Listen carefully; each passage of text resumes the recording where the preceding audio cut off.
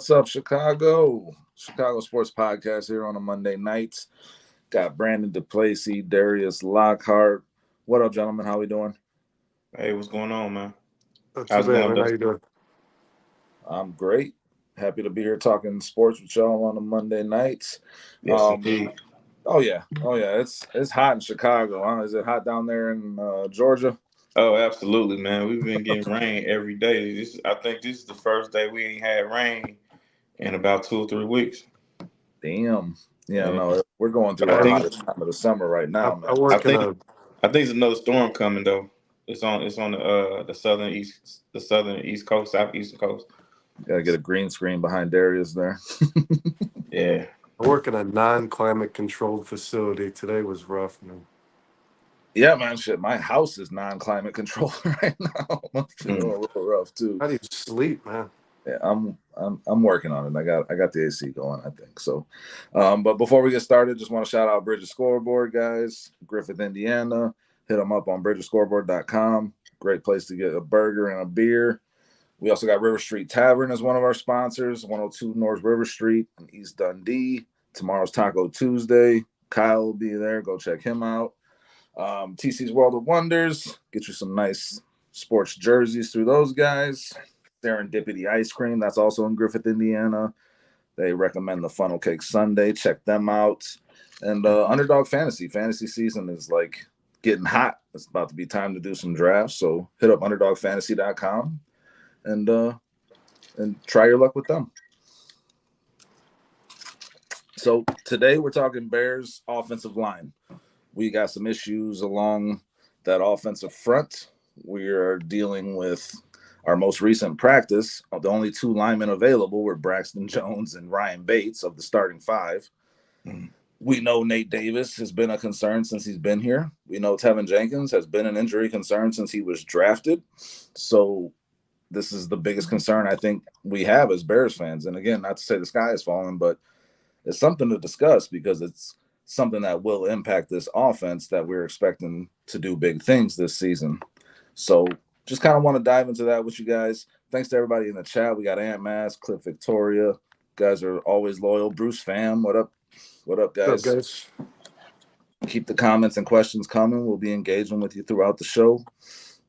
Brandon, we just talked about the availability of these guys. Some less available than others. Where do you stand? Or is the sky falling on you in terms of the offensive line and having all of our starters ready for week 1 of this season? No, just because I haven't heard too much about like major severity over the injuries. But the one name that I don't like seeing on that list, man, is Darnell Wright. Because like you said, you had Teven Jenkins and Nate Davis who have had consistent issues, but we have a young first-round draft pick from last year who's now on their report. That concerns me a little bit. I don't think he played hurt through some of last year as well, right?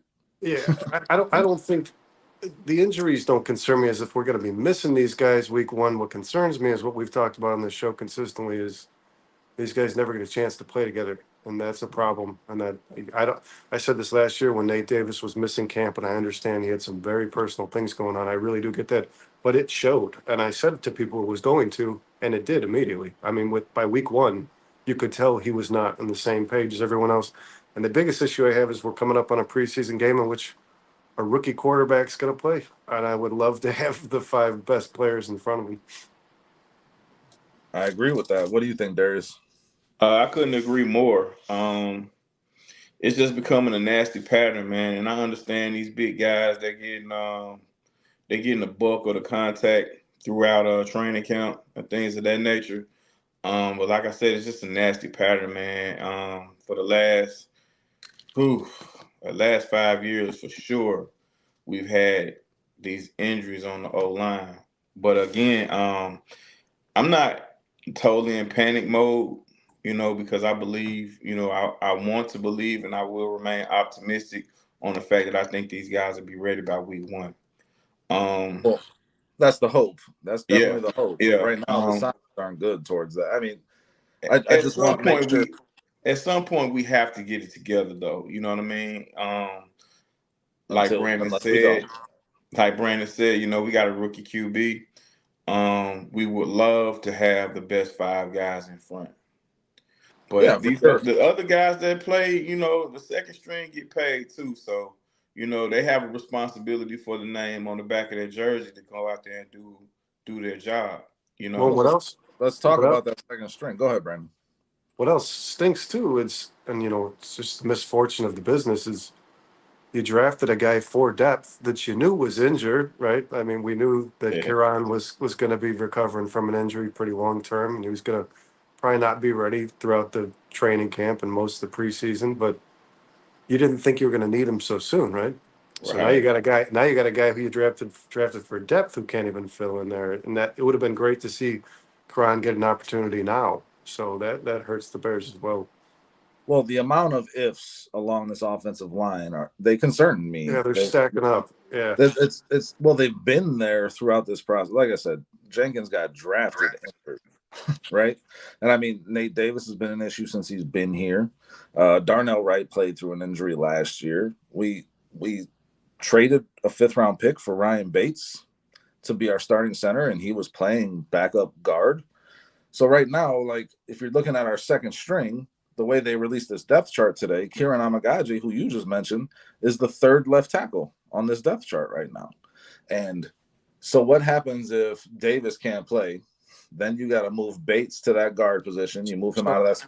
I don't want to cut you off. This I haven't looked at it. Is Borum listed? Borum as is the backup string left tackle for both. Borum is the backup left tackle. Jake Curran is the backup right tackle. Okay. Yeah. All right. Yeah, and then they got Matt Pryor, who played tackle, and I mean he played both positions, but a majority of tackle for the Colts is that our backup right guard. So what my biggest concern is if Nate Davis can't go or Teven Jenkins goes down, then you got to move Bates out of that starting center spot. You got to move Shelton in there, but then what happens if the other guy goes down after you've already made that change? Now Pryor is your starting guard. Does Amagaji move from that backup left tackle spot into a swing guard position? The dominoes really start to fall if 2 of these ifs turn into definitely not playings. Now that depth it's built on sand. It's built on sand here, and it's going to start falling away if you start having to slide these guys out of their backup spots into these starting spots. That's my biggest concern. Yeah, and that creates a whole lot of inconsistencies, man. And that's what we've been. That's part of what we've been going through as Bears fans. The inconsistencies up front. Not to say that they're a terrible group, but it's just when it's inconsistent, it's not good. With anything, I mean, especially along the offensive line. Well, and you guys know, I pretty passionately died on this hill, and I'm going to get grief for it, but I don't have a whole lot of faith in this line as is without the injuries. They made one change over the offseason, and like Dustin just mentioned, they acquired a guard to play center for him, and that is the only change they made. And I see people with them projected between 10 and 14. I don't find that realistic. I think they're somewhere between 15 and 20 without injuries. Which is okay, I think, with Caleb Williams. I mean, but again, just the fact that starting center is Ryan Bates on the depth chart for this upcoming game. It's Ryan Bates or Coleman Shelton. Neither one of those guys has even set themselves apart from the other to just earn that starting spot yet. Now we still got weeks of training camp. We still got preseason games for them to work this out.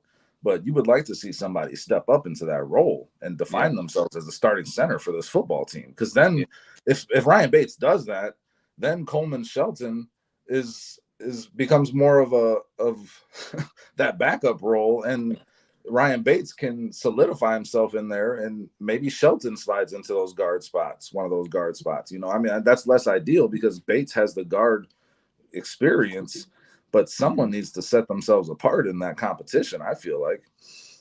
Well, I think more than anything, I think that comes from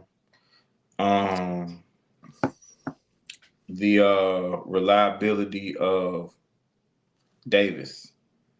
Because if Davis is not available to play, then Bates will probably slide to guard. I wouldn't. That's a problem. If if you're building your offensive line again on these ifs, like we're planning for Davis to not play, but then the offensive coordinator is coming out saying if he's healthy, he's playing. But then the coach is saying availability is the best ability, and like it's just a lot of back and forth and chasing our tail with this interior offensive line. And Cliff Victoria mentions Connor Williams is still out there. We were just talking about this before we jumped on, guys. Connor Williams has offers on the table from Seattle and from Baltimore, and he's deciding between those two from what I just read before we got on. So, and I think he was too expensive from the Bears from the jump, guys. I don't think that was a move the Bears were going to make. I've said that before, but I mean, he's coming off the table. I think he's going to be on a team here pretty soon. And I got a pretty decent idea why they chose not to pay the tab on him. Because it'll be more of what we're dealing with now. Exactly. Yeah. Being in, he is a chance that he's in and out. Because we don't know where he is health wise. As far as being available for week 1 or whatnot. So signing him, and we still got to wait 3 or 4 weeks for him to get it together. It's just a whole lot of what we have going on now. You know what I mean? Yes, sir. No, yeah, there's already enough ifs that we're talking about here along this offensive line. Yeah, and I'm not a Bears insider, but I would imagine once some cuts are made partway through the preseason, the Bears are going to be collecting some bargain players in those positions. I'm with you. Since we're talking about this, I mean, I want to get to this a little later, but Cliff brought it up. We're on the subject. Let's talk about some of the potential guys that are out there right now before those cuts. You got Mark Glowinski. He played for the Giants last year, 9-year vet at the guard position. Not a terrible addition to a team if he's on a cheap deal, provides depth at either one of those guard positions, and he got some experience there. My favorite, and I've told you guys this, I can't say his name. Holla if you hear me. Holla Vitae. Vitale. Last year he's played for the Eagles. That guy has played at tackle. He's played at guard. He's played all along the offensive line. He's got a shit ton of reps in the NFL. That's my favorite, and I think he could come on a cheap deal. Justin Pugh is another guy. I mean, not excited about him, but I'm not excited about the outlook if these two guards go down at the same time, going forward for this offensive line. And then Phil Haynes is an interesting one, guys. He's 28 years old, and he's played his whole career in Seattle. He played with Shane Waldron. He's out there at the guard position. So those are a few guys to consider if you're talking about under-the-radar guys that could come in on cheap deals. Do you have any preferences on that, Brendan? No, I don't, man. I mean, I don't know. I don't know any of them. Like, I don't know too much about any of them. Lewinsky's pretty solid, man. And so is Vitae. Both of those guys are solid NFL vets that can provide some stability in a pinch. I pray that we're not playing that game, man. We have to. What do you mean? We're going to go with what we got right now? I believe the guy from the Giants, he got benched last year, correct? Glowinski? Yeah. Yeah, I mean, that offensive line played like crap all season. Yeah. I mean, was the kid from Seattle one of the 4 players, their starters, that was injured last year? Because they had a lot of injuries on their offensive line last year. They did. I don't believe so, but I don't want to say for sure because I don't know. One name you didn't he's available and he's healthy right now. One name you didn't mention, and I think he was a target for the Bears, I think maybe last year or maybe the year before. Brian Allen, former Ram center. Okay. He was a guy, I believe at one point was on the Bears' radar, but I think he got a little too expensive at the time. But I mean, he's a starting center for the Rams for a long time. I just kind of thought center didn't make as much sense considering Bates. But I mean, if you're moving Bates to guard no matter what, then that becomes more interesting. And I think a guy that's Mason Cole, who was starting for the last 6 years for the Pittsburgh Steelers at center, is probably a better option than Allen. Where did Allen play last year? I haven't heard from him in a while, man. He signed a big deal when he was out in free agent. He signed a big deal with somebody. Okay. I would love to say Tampa, but I may be wrong. I think the point is that the Bears do need to make some kind of move. Poles has to be feeling that pressure. I mean, when you see that your offense is struggling in practice on a Sunday because your offensive line 3/5 of your offensive line isn't available, you got to be feeling a little pressure to maybe add some depth at that interior. But I honestly believe Poles brought Bates in to be the starting center. He I did. want to You don't believe. trade a 5th-round pick to have him be Yeah, the I backup want guard. to believe that. And for some reason, he's had reps at center, but he hasn't had a ton. For some reason, Poles is definitely, you know what I'm saying, making his point to bring Bates in and become a starter. I'm a guy, I believe in giving it a chance, but we got to have everybody available. You know what I mean? Yeah, but we also got to have a plan if they're not going to be. I'm going to err on the side of, if I'm insuring this offensive line right now, they're going to come at a high premium because of their history. You know what I'm saying? So why not provide some extra insurance for this offensive line just in case shit? Because I believe that history is the best predictor of the future, and you want to be safe on this. I think you just want to have a little bit more in the tank for when you're going into the regular season. At least that's what I would want to do if I was making that decision. Brandon? Yeah. I mean, the unfortunate thing about this, about the whole thing and where GMs really earn their money is that, unfortunately, that you can't fix everything in one offseason. But this is one thing he can fix, Darius. We have the money. I mean, I don't know with the guys available. I don't know how good those guys are. Fix might be a strong word, but it's something he can prepare against by putting a little money into that spot. Putting a Band-Aid over a gunshot wound, I don't know if, you know what I'm saying. It's better than bleeding out, ain't it? Yeah, I'm going to trust those guys, man. I mean, they may not make every perfect popular move, but they've done pretty damn good this offseason, and I'm gonna ride with them. I just hope guys get their head together. I don't think these injuries that these old linemen have are gonna last all the way up until the beginning of the season. Or shit, I wish I would hope not, but I don't think so. I haven't heard anything super crazy to make me believe that it won't. Okay, but again, my point, I haven't either. These could be very minimal things right now, but my point is, last year you had 2 guys that weren't very available at both of your guard spots. This year, they're now missing time in camp. Not saying the sky is falling, but I am saying it does make sense to get yourself some insurance for in case things go wrong, because both these guys have a history of not being available.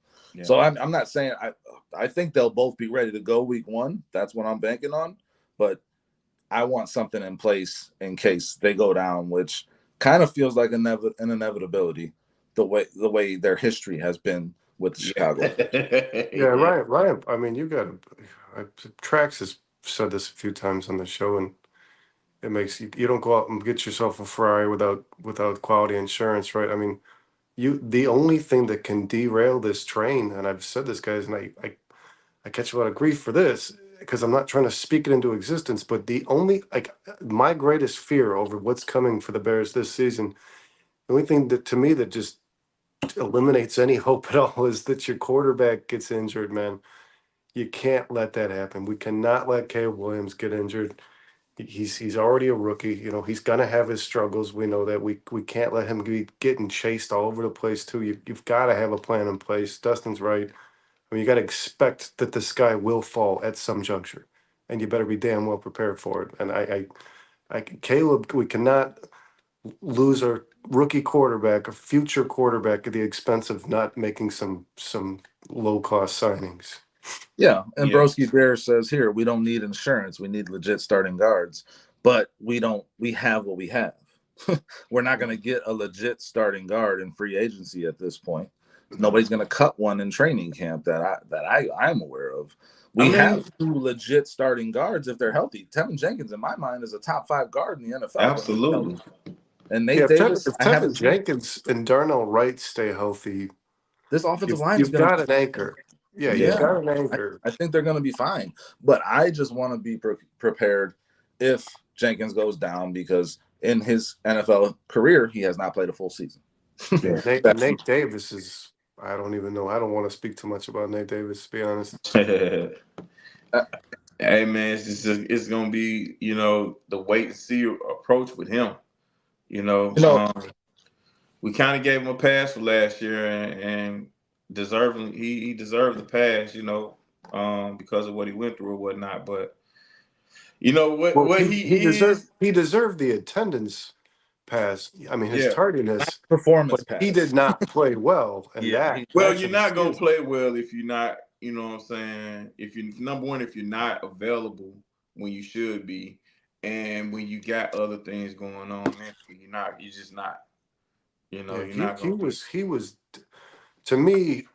It wasn't so much him missing the training camp and all the things that happened with his family. It was the way he played when he was actually on the field that bothered the hell out of me, man. I mean, there's everybody's seen that freeze frame, right, where Nate Davis is blocking Cody Whitehair. Like what? I mean, he was so far off, close to relevant. I mean, he was terrible. In my opinion, he was probably the worst starting player on the roster last year. I truthfully believe that.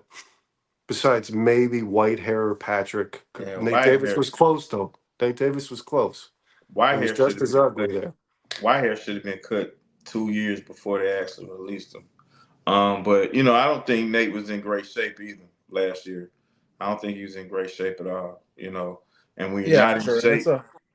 And shape, man, it gets it's a bad fine out. line. It's a fine line, like you said, Darius. He had a lot of personal issues that Yeah, I don't know how I would handle them if I was going through them. right. I know that, if I have a job that I have to do, that I get paid to do and show up and do, I gotta perform when I go there, or I'm better off not being there, probably. That's true.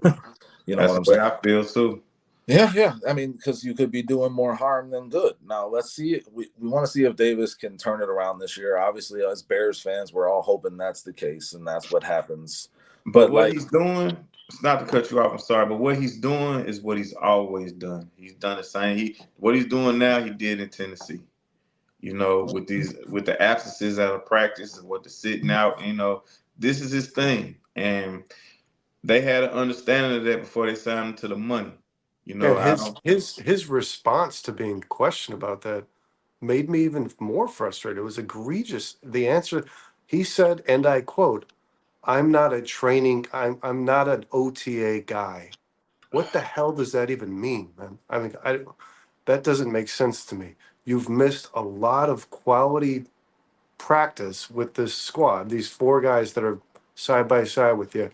You have an opportunity to go there and just get a little bit more continuity, and your response is, "I'm not an OTA guy." I don't like that answer, man. Like it yeah, bothered the hell out of me. well, there's a lot of guys that earn that throughout their right. careers, right? That don't. I mean, no, I Yeah, don't. I Tom don't know that Brady Nate wasn't an Davis. OTA guy. Yeah, I don't know that Nate Davis has earned that in Chicago as of yet. I mean, not from my perspective, like you said, in terms of his play that he's exhibited since he's been a Chicago Bear.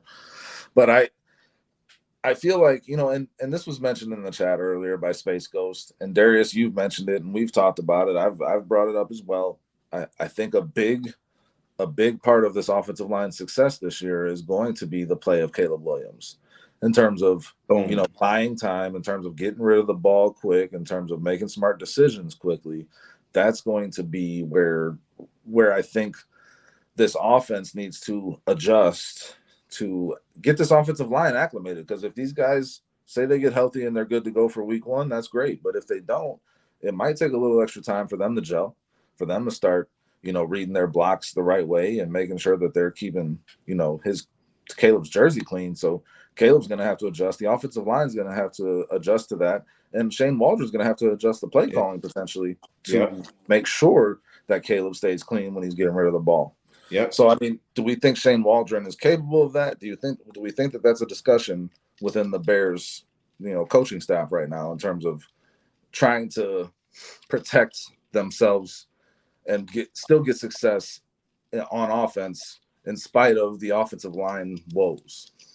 I definitely think Shane Waldron is prepared for a situation like this because he's been through it in Seattle. When he was with the Rams, that was a similar situation as well. So this is nothing strange to him. I think the only thing is that he's dealing with a rookie instead of a veteran at quarterback. But I think he can handle it. Um, he's gonna really have to earn. He's gonna have to earn his stripes the first couple of weeks though. Yeah, Waldron, like you said, Darius, I mean, if there's an offensive coordinator that battled adversity in regards to injured offensive linemen, nobody did it more than he did last year in Seattle. And the thing that I love is he's really big on 12-man personnel, where he almost treats tight ends like their offensive linemen. And then Extra blocker. he likes pass protecting. You're going to see a lot of Roshan Johnson. He likes somebody in the backfield that has the ability to protect the quarterback as well.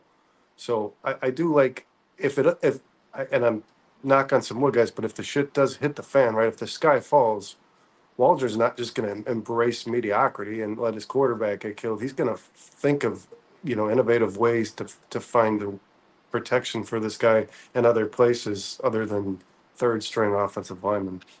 The screen Yeah. game will be very heavy. Okay. Screens for tight ends, screens for running backs, and also screens for receivers. And you've got two quality. Cole Kmet is not a poor blocker, and Gerald Everett's a big dude, and Mercedes Lewis has made a career out of being that guy. So he's going to have answers in regards to personnel, but we just pray that that's not the way this offense has to be run. Well, isn't the downside of that is if Cole Kmet's blocking, then he's not running Right. around. You don't want to have to use those guys for that. Yeah, because you want to get him downfield and get him involved in the passing game, right? And I mean, if you're bringing out 2 extra guys just to block, now you got 7 people blocking. That leaves you 4 guys running routes, right? I mean, so like you're limiting yourself offensively at the same time, but they're gonna have to find that balance for sure between protecting Caleb and moving the ball down the field. Does that mean that DeAndre Swift is running more than we expect, or does that mean that a Khalil Herbert is more involved in this run game than we expect after the signing of DeAndre Swift? I mean, you can't go. I don't think you can go wrong. I think running the ball, being the ability to run the ball is another way of protecting your quarterback. And then it's also you can set up the play action game. For those deep shots. It's a very meticulous thing, man. And I don't think there's a wrong answer when it comes down to. Well, the only wrong answer could be if you're sitting back there and allowing Caleb to throw 35 times behind a banged up offensive line. That'll be a mistake. Well, you guys talked about the Seahawks last year, and I mean, I believe they were one of the top 10 teams in terms of 3 to 5 yard passes last year under Shane Waldron. So I mean, one of the lowest rated teams in rushing the ball versus passing the ball. They passed a lot more on first down than they did run it, and a lot more than other teams, right? But I mean, it's I don't think that there's a lot of year to year for Shane Waldron. It's not really consistent. I think he kind of adjusts to what he has. Last year, like you said, he had those offensive line woes, so it's get the ball out quick. It's the short passing game to really take advantage of those defenses and get some yards through the air because their offensive line wasn't holding up. Yeah, one thing we should all kind of keep our eyes on is because Shane Waldron he's been a passing game coordinator for most of his career before he was an offensive coordinator, and he's not a run by committee kind of guy. It's never really reflected in any team that he's coached for. He likes a workhorse, is what it seemed like. I mean, Walker was that. It took almost a half a season for Charbonnet to even start playing some football. So I don't know that you're going to see the Khalil Herbert, Roshan Johnson, DeAndre Swift thing. Like the Bears have done that for the last few years with Foreman and Herbert and Johnson, but I think he's going to pick a guy that he wants on the field for majority of the time, and we'll see. I don't know. I'm very skeptical to see how Herbert's involved in this offense. You got a guy who can pass protect in Roshan, and they're gonna use Swift a lot. So I like to see what Waldron does now that he's got a few more tools in the running game aspect. Yeah, I think it'll be plenty of room, plenty of time for those moon shots, those deep shots down the field. But just to get, you have to keep the defense honest, man, especially in this league because those guys on the other side of the ball get paid for going after the quarterback. So Wait. What was it? Hall of Fame Sweeney. game. Oh Sweeney. man, Cut him. Is that what he's talking about? Ant Moss, I love you, man, but I was so frustrated at that damn player. Like, which one, Sweeney? Yeah, how many penalties can a guy get in a Tommy preseason Stuma. going for a record? Yeah, no, I mean, I wasn't. I don't know. Maybe that's not who he's talking about. I don't know. I don't remember. I 2 was. drop passes and 2 penalties. Well, it may be talking about Carlson. There you go. I That could thought make Carlson played well. Yeah, Yeah, he's been in Carlson the played NFL. very He's well. been in the Seahawks. NFL. That was a Waldron guy, wasn't he? Wasn't that a Seahawks. Seattle guy? He Yeah. started at tight end 1 year for the Seahawks and had a Yeah. pretty damn good season with Russell Wilson. Yeah, I mean, so I mean, he could. I mean, but how many tight ends are we keeping? 5? I don't know. Like we have Kmet, we have Everett, we have Mercedes Lewis. I don't know. Maybe Carlson outperforms Lewis for that third one, but I mean, it's going to be important, the tight end usage on this offense, because like Cliff said earlier, the tight end is going to get used to chip before they run a route, and really kind of throw off that pass rush. The tight ends are going to be used to stay in and block on running plays and even on passing plays, that second tight end. So I mean, the tight end is going to be a very integral part of this offense. They're going to have their hands full too, guys. If you go through this 2024 schedule, the Bears play some of the best damn edge rushers in football this year. I mean, it's like week after D-lines, week, period. it's outrageous. I mean, you go from like Danielle Hunter and Will Anderson, and you got Nick Bosa, you've got Hutchinson, you've got Greenard and Dallas Turner. We don't know how he'll be, but I He's assume going to be he'll be a good. pretty good I player. think he's going to be So good. I mean, they never get a break in regards to pass rush this whole season. Yeah, and that's again a concern in terms of our offensive line, because if you're and look at Detroit has 2 really good defensive tackles in McNeil and Reeder, man. Yeah. And this interior offensive line, this is why this is so important to me, guys, because this interior offensive line could decide a game between who I think is the second best team in this division, the NFC North, the Chicago Bears, and the first best team in this division, the Detroit Lions. So they could be battling for who's going to win this division in my mind. I could be way off. Who knows? The Lions, I think, are going to be very good, but they have 2 awesome defensive tackles that can destroy an offensive game plan for the Bears just by beating the 2 guards in the center in front of them. And the way this makeshift shit is happening right now, that could be very plausible that happens with those guys. Yeah, they're wreckers, man. Game wreckers for sure. The Bears play. They have their hands full. Like I said, there is going to be some games where that offensive line is just overwhelmed. That's why I don't see them ranked. I saw some 10th overall rankings, even healthy. I don't have them there. Yeah, I mean, you're talking about the pass rushers they're playing, man. They're playing some awesome defensive tackles too. Yeah, and DeForest Buckner and they just Indianapolis. They just didn't. I mean, we weren't good last year. They were bottom 5 in the league, and they changed one player. I don't see where these rankings are coming from. Well, you got to Okay, consider look. that Darnell Wright, you expect him to take a big leap in terms of What I hope is Braxton Jones takes the leap we've all. you got to expect that too. Like you're projecting those things to be happening if you're thinking that, and you're projecting a healthy season from Teven Jenkins.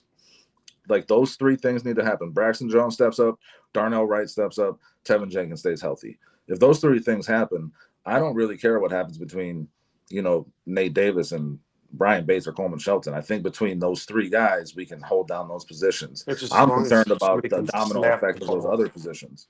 What was that? As long as somebody can just snap the damn ball, because that seems to be an issue for this team. I've never seen, like, the Bears are the only team I watch where centers just consistently can't get the ball to the quarterback. It's I watched the Super Bowl, and Pat Mahomes had to get the ball out of dirt quite a bit during the Super Bowl. But you're right, man. Like even when Whitehair was there, when Mitch was there, it was the exchange from quarterback to center to quarterback. It was very. I mean, how many balls did Justin Fields chase down over his 3 years here? I mean, we saw that a lot, man. Even bad centers can at least get the ball snapped cleanly. You know what I mean? Like maybe not the best blockers in the world, but they get the ball snapped cleanly. Like I don't. Yeah. I don't know. Well, how much do you expect to see Caleb in shotgun?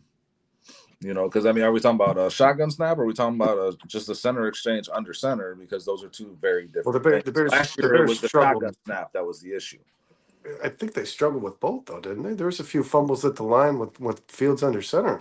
I don't know. I remember it being the shotgun issue more so than anything. That shotgun snap, getting back to the quarterback cleanly, was a big issue for sure. But I mean, like, I think we have better options at center this year than we did last year. I Oh, really, Lucas, yeah, I Lucas agree. Patrick is one of the worst offensive linemen I've ever watched. Yeah. Speaking of shotgun, I hope we eliminate the shotgun calls on 3rd and short and 4th and inches. Please. 4th and inches, no doubt. No doubt. I mean, Please. 3rd and short, I mean, 3rd and 2, 3rd and 1. We don't, man, please get that out of the playbook for 3rd down. 3rd and well, we're 1. talking about a completely different offensive coordinator than we had last year, right? In Yeah. terms of I've seen it a lot in the Hall of Fame game, and I know that's not a good thing to judge, but that's not a good game to judge. But I've seen it in the Hall of Fame game. It just makes me sick to my stomach. Anytime I see 3rd and 1 and in the shotgun, I hate that. well, there's a method to that madness too in terms of running the football because you spread out the defense. You open up more running lanes. If you know DeAndre Swift is a single back runner, he's not running behind a fullback and being successful. Yeah.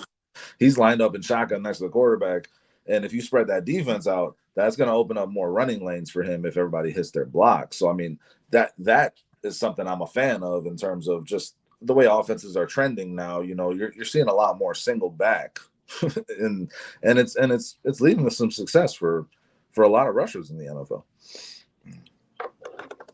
Yeah, they were talking earlier about, it was a couple weeks ago, about they did the 7 players most likely, the 7 most surprising players likely to be cut.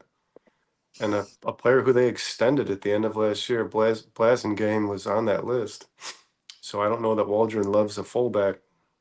No, it's not going to be an integral part of this offense, I don't think. I mean, you need him. You need someone to be in that position for goal line carries, and you need someone to be in that position for 4th and short. I totally agree with that. But again, the quarterback push is becoming a huge thing on 3rd and 4th and short too. And I don't see why you wouldn't do it. Every successful team is doing that. And I think Seattle, Shane Waldron put a tight end back there. Yeah, for sure. I mean, you need a body there to lead block, no doubt. I mean, I don't know that how certain teams, you know, like the 49ers use a fullback very well. They have a really good one in Juszczyk, but I mean, it really depends on your offense. And I don't know, man. I could see the Bears really being successful with DeAndre Swift. I mean, not lining up in a lot of I formation. I don't think that suits DeAndre Swift, and I don't know that that'll suit this offense considering the passing, how prolific they can be passing the ball. And if you line up like that, then the defense has a lot of questions. You know, if you line up in shotgun with a running back to the side of you, I think Swift is hard on the defense. I think Swift is a lot more versatile than people give him credit for. I think the major thing with him is injuries, just like the guys up front. I think Philadelphia did a real good job with him by kind of protecting him from himself, from lack of a better term. But he's a great offensive line over there for sure. But he's an often injured guy, and I think last year was his most healthy season. So realistically, the group of running backs the Bears have are just as big a concern of injury as the offense. Khalil Herbert's had a lot of injury issues. Roschon Johnson had concussion. He just kept having Brisker, and Roschon Johnson just kept getting concussed, man. Which is not very typical. I don't think that's when a guy. It seems like when a guy suffers 1 or 2, it becomes a major repetitive problem. But we'll see how that works out too. There's they both run hard and crack heads when they're trying to. Yeah, Brisker for sure. Brisker for sure puts himself in that position. Yeah, they're 2 very physical guys, man. So, what do we think, guys? Is this offensive line concerning us before our first real preseason game coming up here? How are we feeling about this O-line and how the Bears are gonna still, find success offensively with maybe this offensive line not gelling the way that we would want it to, ideally? I just speaking honestly, they concern me. I see this. We're going to revisit this through the season. I really, truthfully believe that.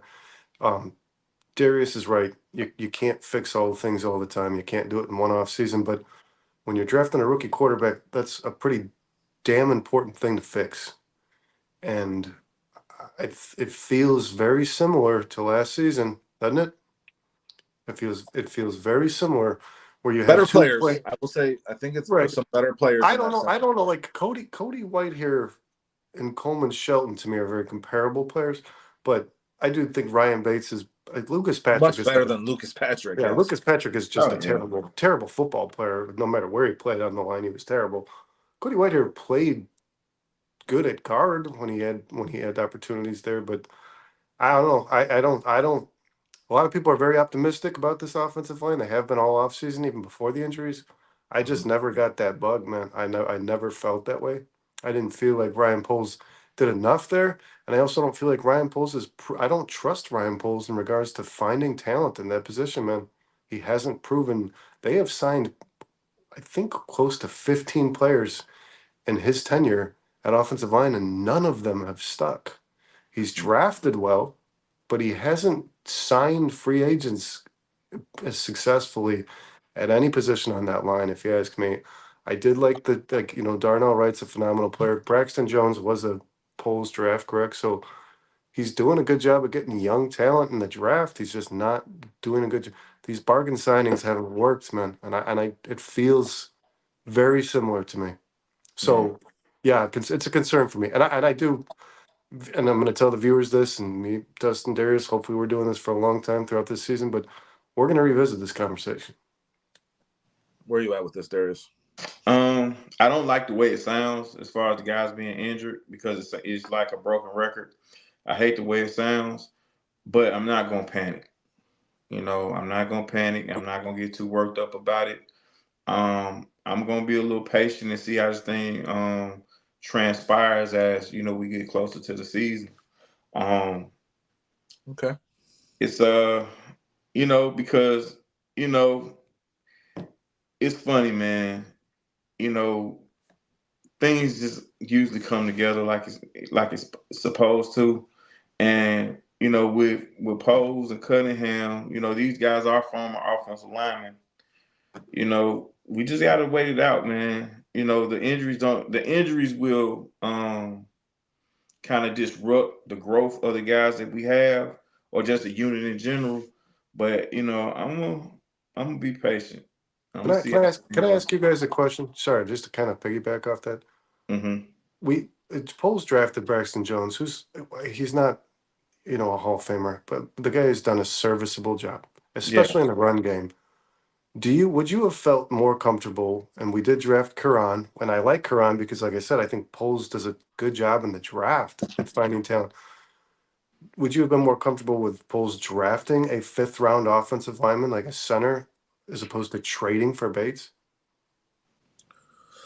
That's what I said when the trade happened. I wasn't a fan of the trade for Bates when it came across. I didn't understand trading a 5th-round pick for, like I said, a backup guard. It was Right. And something his reputation drafting has been much better. No, well, yeah, and that's a valuable pick. And there were a lot of solid centers in this draft. There was. We went over those mock drafts, man. We were finding talent in the 6th, 7th round. Yeah. Yeah. So, I mean, I would have preferred that we held on to our pick and taken somebody. But, I mean, you also have to consider, Brandon, like if they do that, at that time they knew they were drafting Caleb Williams. They're going to have a rookie quarterback. Do you then want to pair him with a rookie center? And that's how you come into this season if you're thinking playoffs. I think that's what Poles was thinking. Like, I need a veteran presence at this position. And he showed that with what he did. He traded for Bates and he signed Shelton, who was a starter for the Rams. So, I mean, he was looking for that veteran presence at the center spot. And I get that. I understand. But like I said, the inability to find veteran talent versus drafting well is kind of speaking volumes. Okay, but Poles ain't sitting here thinking, well, I'm shitty at signing free agents. Well, at some juncture, he better start to believe decisions, man. He's not thinking that. It's He's like, oh, maybe I should wait till the draft because I've sucked at signing free agents. But here, just this thought alone would have bought, like, I'm going to go after this guy who played a few games at center and wasn't very good, but he was a phenomenal guard to be my starting center. You already have a problem there. That's I already said that at the time. I agree. It doesn't the work. Signing of Coleman Shelton on top of it was also, I mean, that guy led the league in allowing quarterback hurries last year. He was tied for the league lead at 34 quarterback hurries last year. So that was a bargain bin guy. So we haven't put enough into it. And we got commenters that are jumping in asking about Williams again. Again, like I said earlier, guys, he has offers on the table from Seattle and Baltimore. And from what I've heard, he's choosing between those two. He was always too expensive for the Bears. I didn't ever think that was going to be an option for the Bears. I would have loved it, honestly, for the right price, but I don't think they were going to get that price. I think we're going to see him sign a double-digit million, $8 to $10 million a year contract, which the Bears just could not foot that bill. And I don't want him to for a guy who's coming off that injury. Okay, I got a question for you guys, man. All right. The number 9 pick, right?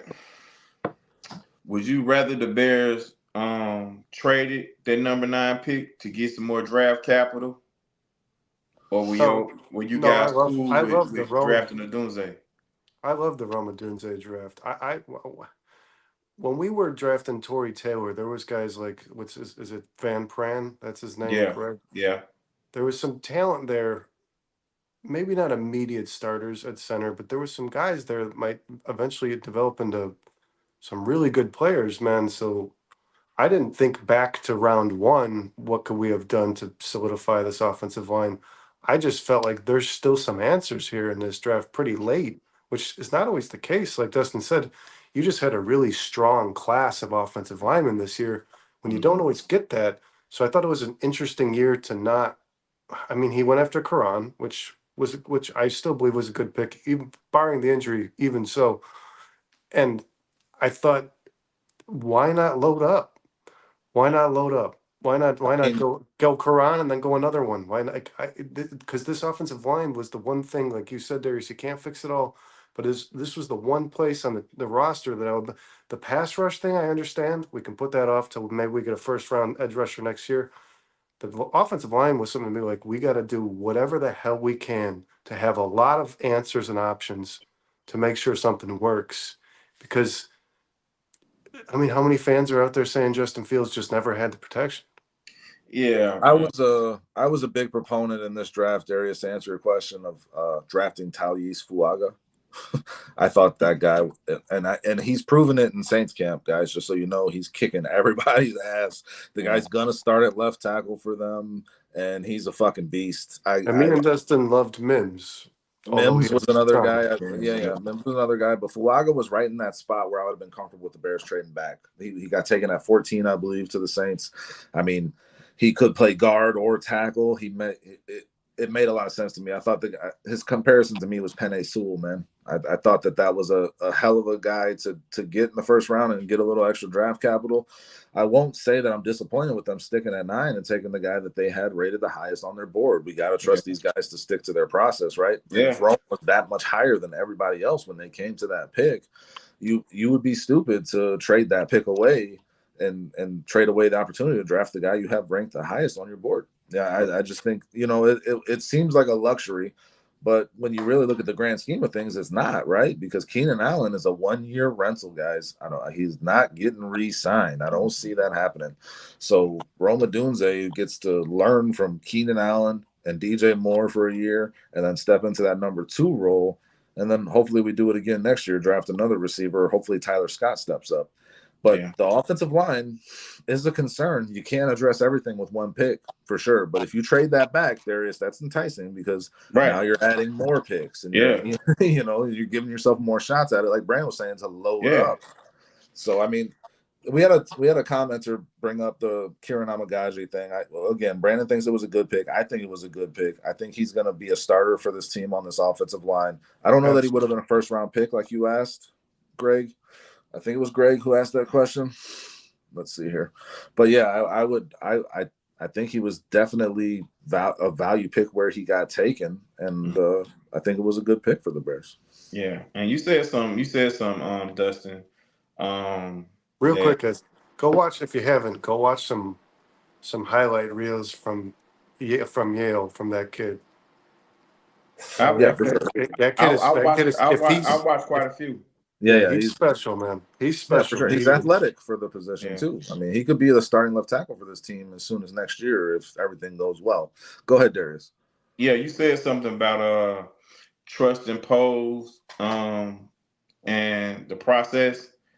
And you're 100% right, because I think that's the way I'm going about it. I'm gonna trust Ryan Pose and those guys up top, because there is a method to the madness. I truly believe. They did. I think they believe in the young guys that's here already, and they've added that veteran. They made it a thing to add that veteran in the middle to be the center. Because of our rookie quarterback. Because you don't want rookies in both spots. You don't That's want what I was saying. Yeah, I mean, it just didn't make sense for them to start a rookie at center and a rookie at quarterback this year from Poles' perspective, and you can't really disagree with that from a logical standpoint. Yeah. I don't think Brandon was. I mean, no. But the thing, I think the major thing that we can't get around, no matter who we sign, how we sign them at, as many times we meet every Monday and Thursday or Tuesday or Wednesday and talk about it, is the injuries, man. We just cannot get around that for some reason. I don't know if you know what I'm saying. I'm not very superstitious or anything like that, but I don't want to say it's a curse or anything like that. I don't want to go there with it, but we just cannot beat the injuries, man, for some reason. No, and we can't bypass them either. That's the biggest concern, and that just to go back to, like, I really think the Bears need to do their due diligence and sign someone to provide some depth at that interior, because if one of these guys goes down, you're kind of fucked. You just kind of are, man. Like, you're putting Caleb in a very precarious spot, and the dominoes just start falling from there. You start having to move one guy from this position to this position, and that guy from that position to fill in that position, and it's just gonna slide down from there, guys. And I don't want that. I want us to be able to plug and play our starters, and hopefully they all stay healthy. But I just want to make sure we're prepared for if they don't, because history tells us they won't be. Yeah, and I think because we've upgraded at the coordinator spot and at the quarterback spot, that's another reason why I'm not panicking. I think we'll find ways to still be decent if we missing one or two guys. I mean, because we got upgrades It depends on who those two guys are, though, Darius. If those two guys are Nate Davis and Coleman Shelton, I'm all right, honestly.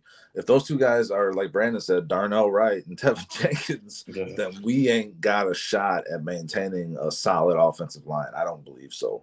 So those are guys that we need to pray for health and make sure they're in the weight room and building up those muscles and making sure that they're healthy and eat, like you said, eating right, all those things, right? I want to shout out the chat real quick. We got Stockton 209 in here. I saw Sean Lugo jump in. What up, man? Robert Lee. Ant Mass again, Cliff Victoria. Who was the other one? Greg B, man, giving some good input. I appreciate your Plank. Everybody being very productive and very engaging here with the chat. So we appreciate you all. Thank you very much. Keep it coming. Buffalo will be interesting, fellas. Yeah, no, it's going to be really fun to see Caleb's debut at Soldier Field, man. Yeah.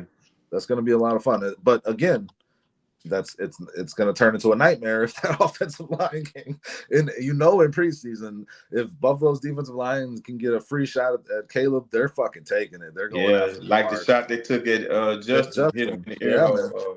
Oh God, I still watch that highlight. Well, we all know you hate Justin Fields, so that makes sense. I don't hate him. I mean, I'm not a huge fan of him either, but I didn't want nothing to happen to him like that. Oh, man, the kid got up. He got his head taken off. He got up. Yeah. One thing you can never say about Justin is he wasn't tough, man. That dude was tough as fuck. Yeah. But I mean, no, it's going to be fun. I mean, I think you're going to see Caleb take about 20 to 25 snaps in this game, guys, and that's going to be a lot of fun to watch, I think. Yeah, the national eye is going to be on that for sure. Yeah, well, and our eyes are going to be on it too. What are we talking about, Brand? With I know you wanted to bring something up. We talked about Shane Waldron. I think our consensus with the offensive line was it's somewhere in between both of you guys. Just to tighten that up. Like I think Brandon, you're very concerned. Darius, you're not going to panic. You want to make sure that you're hoping these guys are going to be here and playing. I'm kind of in the middle, and I think it is somewhere in the middle where it's like, let's not panic, but also let's get prepared. Let's get prepared for if the worst happens. Because if the worst does happen with an offensive line that's already maybe middling in the NFL. That takes you from middling to bottom of the league, man. Potentially, if you lose the wrong guy. So I think we all can agree though that the offensive line is the biggest concern when it comes to this offense, right? That's the thing we're looking at today. Yeah. And if they perform above expectations, that means a successful season for this team. Yeah, the Bears are in good shape. Yeah.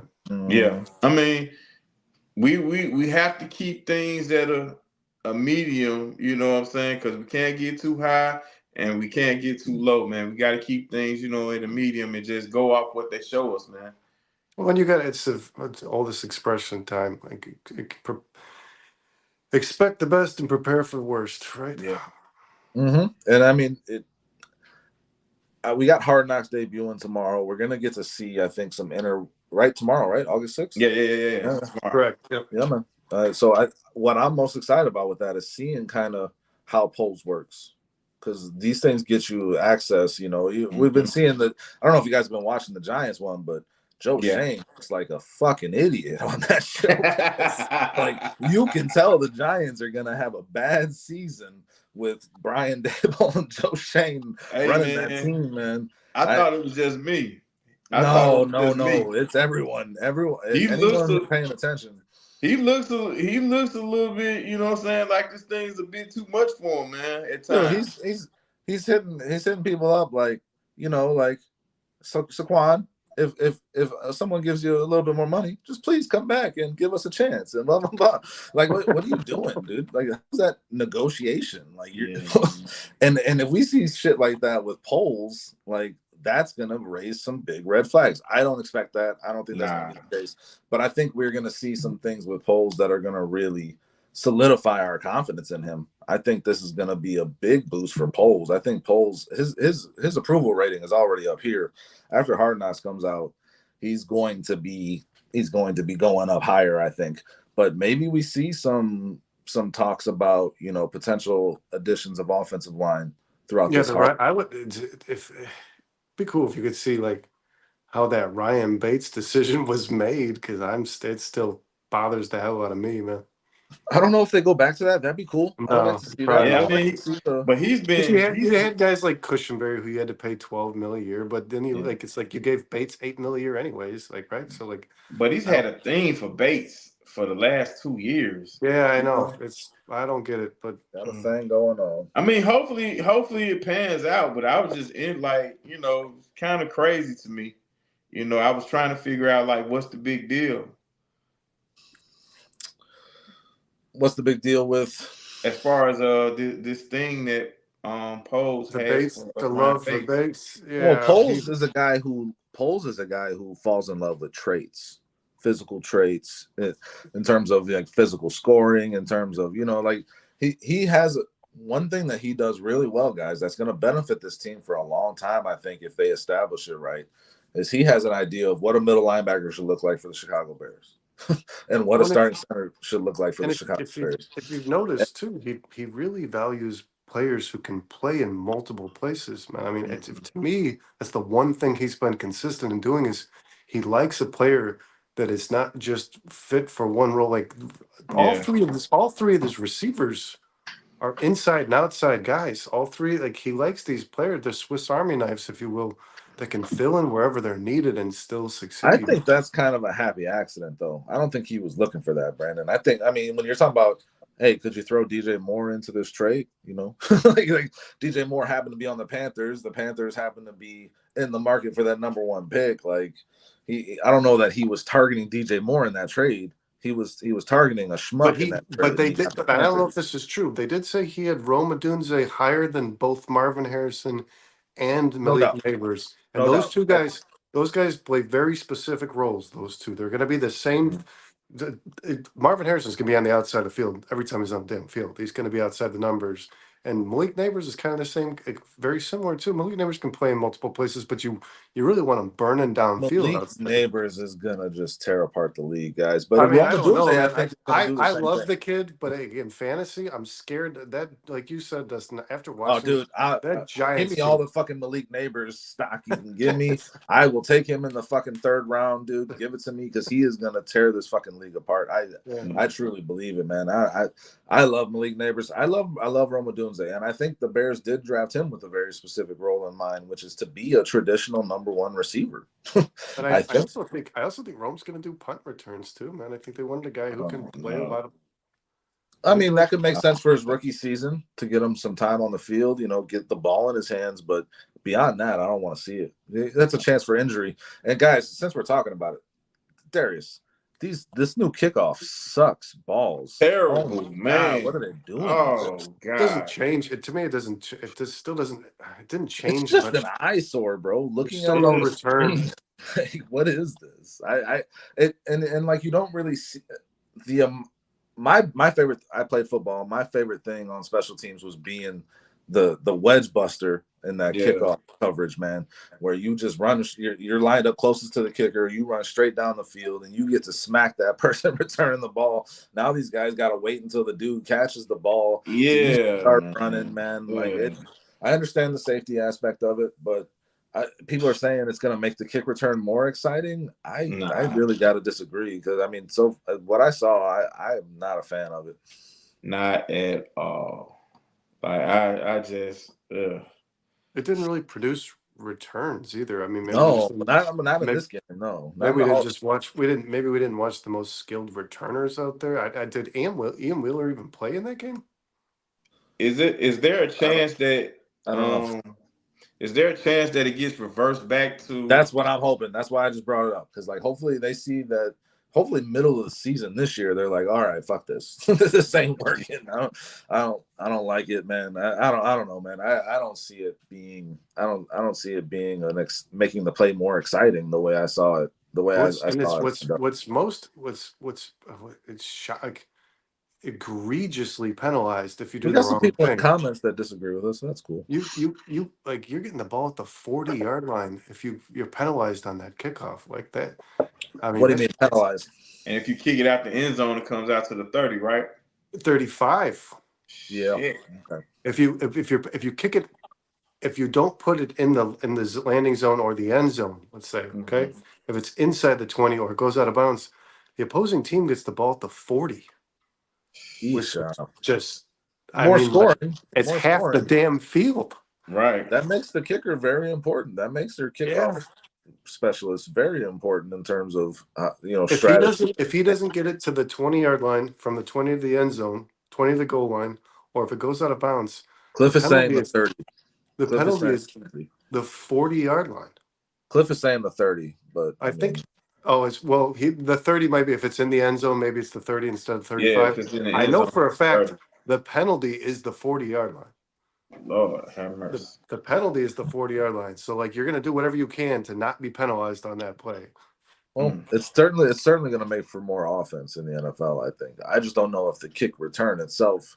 I mean, we just saw Devin Hester go into the Hall of Fame, and shout out to Trax. He was at the Hall of Fame game. He was at all the Hall of Fame. Yeah, that was cool watching Hester get it. Sending out all those pictures and everything, and then Trax representing CSP out there. That's awesome. And then Devin Hester getting enshrined. Steve McMichael, how huge was that? Tearing up, yeah.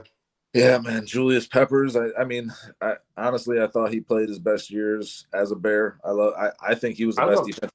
I think he was the best defensive I've seen play for the Bears in my lifetime. Honestly, Julius Peppers. That was a great class, man. Dwight. Man. Andre Johnson. Andre Johnson is Captain Serious, man. That dude don't smile.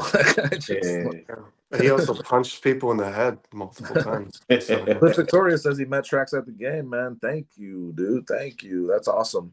I'm glad you got to meet Trax. I'm glad CSP got to be a part of it in some way.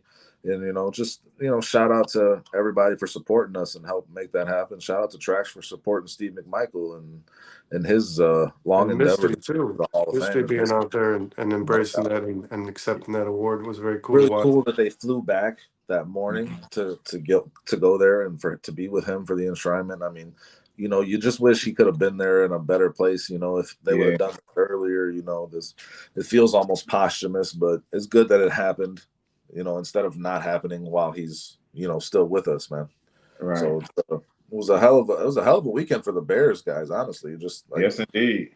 Devin Hester, but it's just funny to see a Hall of Fame ceremony induct the most prolific kick returner in NFL history. That same week, they're playing a game where they unveiled this new kickoff rule that I don't see anybody coming anywhere near Devin Hester ever again. And I mean the rule changes they've made even before this have kind of eliminated that from happening, I think. But you'll never see a guy like Devin Hester again.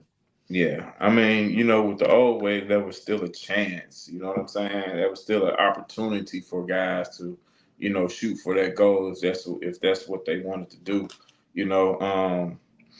And I think it just took some excitement away, man. Because the kickoff was always exciting, even if it went in the back of the end zone, man. It was still like, if the guy catches it at a certain part of the game, man, he might, you know what I'm saying? He might be 8 yards in, but he might still return it. You know what I'm saying? Well, I mean, it's almost more beneficial to kind of, with the way these rules are set up, to just let it be a touchback, right? And in terms of where you get the ball, it's just like why bother even with the return, if you're going to get that good a field position, and it's all based on where that kicker places the ball. So, I mean, I don't know. I just thought it was a little bit ironic to see that new kickoff and see Devin Hester enshrined in the same. But if it lands in the zone from the 20 to the goal line, you have to return it, right? Yeah. Yes. So I mean, we'll see. Maybe we're wrong. Maybe there's more to come with this, and it'll start brewing some excitement. A lot of Canadian Football League enthusiasts tell me how good it's gonna be. So those people exist. I think we got some in the chat. I don't know. Hey, look, another question. What up? And I hate to overreact. Is Colin Johnson wide receiver 4? No. Tyler Scott all day. Tyler Scott's actually having a really good camp. Yeah. Shane Waldron likes Tyler Scott. I love him. He's got plans for him, man. The kid is pure speed. A fifth receiver, I for sure would. But Tyler Scott brings something to this offense that none of those three guys in front of him bring to this offense. Taking the top off the defense completely. I mean, DJ Moore, you can argue can for sure, but Tyler Johnson has speed that when he touches the ball, that scares defenses, man. We can hope that he becomes Tyler Lockett. And I hate to say this, but I don't know about Tyler Lockett. More like Rashid Shaheed in New Orleans, like the kind of season he had this past year. You know what I'm saying? Like that's what I envision for Tyler Scott, like where they're gonna have packages for him specifically to get past the defense, a lot of reverses and trick plays with him. I could see that being more his role in terms of just being a consistent contributor. And as a receiver, I don't know if he's going to even have the opportunity with the amount of talent that's in front of him, barring injury. But I love Tyler Scott coming out of Cincinnati. I wanted the Bears to draft him. I was ecstatic when they did. I know he didn't have the most exciting season last year, but he was a rookie, man, with a bad quarterback, honestly. So, if he gets open downfield, Caleb is going to find him, and I got a lot of hope for Tyler. But Colin Johnson could be the number 5. I like the idea of having Colin Johnson on his team, man. I'm not trying to be a Debbie Downer, man, but neither of those were catches. Colin Johnston, neither of those contested where he was it was the same catch almost over the shoulder. He was falling. Yeah. Both of those balls hit the ground. Yeah, I mean, but if they review it and let it slide.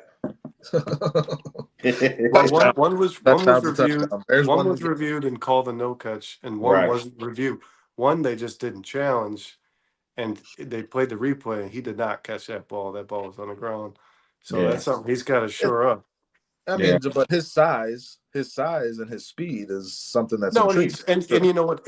What impressed me was the red zone where he caught the touchdowns. He just ran really efficient routes. Mm-hmm. That's what impressed me because none of those other receivers on that team were doing that, man. Like I think he was targeted because he was the only reliable option out there that was actually getting separation. So yeah, Yeah. that's always good to see, man. But I don't like. I hate doing this, man, because like I'm reading all these posts that Brett Rippon is like whatever, right? I don't know, is like the man. Like I don't want to read that stuff, man. Like One thing I can say about old Brett, and shout out to Pinky because he was saying that it's a chance that he wins the second string spot. well, yeah, Bajan sucks. But Like one thing about Brett Rippon, you can tell that he knows his offense. You can tell that for he's sure. very knowledgeable of this offense and where guys are. and he's you know what what I liked is he stayed in the pocket. There was a couple of times they didn't protect. He was gonna get hit, and he stayed in there. He took the lick. He made a throw. Like it's so I can admire that the grit that a player like. I'm not a big Will Levis fan, but the thing that I love about him is like he would Tough. consistently take shots to the head and just like stay in there. And it was like Yeah. you're probably not gonna last very long in this league, man. But I got to tell you, got more balls than me. You know what I mean? I don't think it would be I don't think it's a far-fetched thing in terms of Brett Rippon beating out Tyson Bagent for the second string. I don't think Tyson Bagent. I think the backup quarterback spot is a concern for this team. They honestly also really like a kid they signed, a free agent that they signed from college, a young kid. Yeah. I mean, I think what's his name? John Vogel was talking about him. He was a big fan of his in college. So I mean, Austin, something was it? Yeah, Austin. Yeah, it is Austin. And there's a video on YouTube where it's not by a Bears fan. It's just a kid who liked him, Austin, whatever his. But it said, hands down, the best undrafted free agent signing by any NFL team. I'm gonna tell you, it's a highlight video. That guy threw the ball. He was in the offense where he threw the ball all the time. Yeah, he threw the ball every down. They threw the ball every down, and he had pretty good. He's got a. I mean, he's not like Caleb. I mean, Caleb's got a big lower half, but that kid's just big. Yeah, he's a big boy. So I mean, it never hurts to have. I just think the backup quarterback spot is kind of an area of concern for me. I still am a proponent of Ryan Tannehill. Someone like that, someone that's a veteran that can help out with this team, honestly, because I'm not a fan of Bagent, Ripien. You guys know where were the 6th round pick for Heineke thing? That became a thing. Wow, is this something like the Bears I saw that on Bleacher Report and I did see that. I seen that too. Yeah. I mean, that's something I would endorse. I would too. A veteran guy to back up Caleb, I think, is very important. I don't want Bagent as the only option. Bagent and Ripien behind Caleb. With we just talked about the concerns with this offensive line, man. Dustin, you and I agree. With Sam Howell would have been I would have been all over that, man. Sam Howell would have been amazing. Yeah. Sam Howell would have been amazing. I would have been all over that. Ahead, and then I thought there was a chance for. It's really surprised me that the Bears, like Waldron being from Seattle as well as Joseph, the quarterback coach, they didn't even visit Drew Lock. That surprised the hell out of me because, like, usually a coordinator takes that guy with him, that guy that's always in his ear. You know what I mean? The guy that's standing next to him the whole time. I thought Drew Lock was at least going to visit the Bears. Wasn't Ripien familiar with this system? Well, yeah, because he was there with the Rams. Yeah, that's how they brought him in. So, I mean, they did bring in that guy. Drew Lock was kind of expensive for the Giants, man. I don't know. Like, it's but I think Drew got plans. In a year. I think Drew got plans going to New York. Drew got plans to trying to win that job.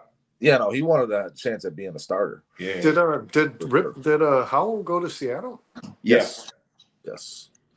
So, I mean, and what did they trade? Like a 6th round pick? Yeah, it was nothing, man. It was that. It disappointed me to read that. I was like, damn.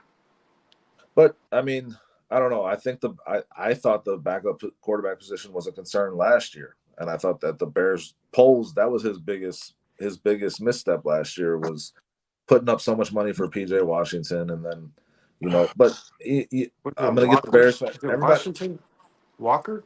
PJ Walker. Mm-hmm. Yeah.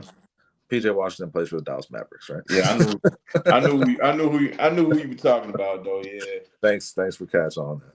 But I mean, like, Bagent came in and won 2 games. I just don't like the way he throws the ball. I don't think he's a good thrower of the football. I don't think that if you need to win a game on the arm of Bagent, you're in some trouble. No, and then like early in the Saints game, he was like starting to take some risks, and I was happy to see it.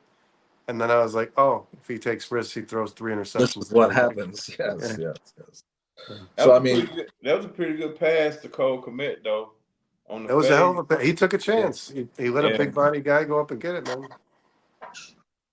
well, I mean, I don't know that they're going to do anything there. I don't know that they're going to do anything at offensive line.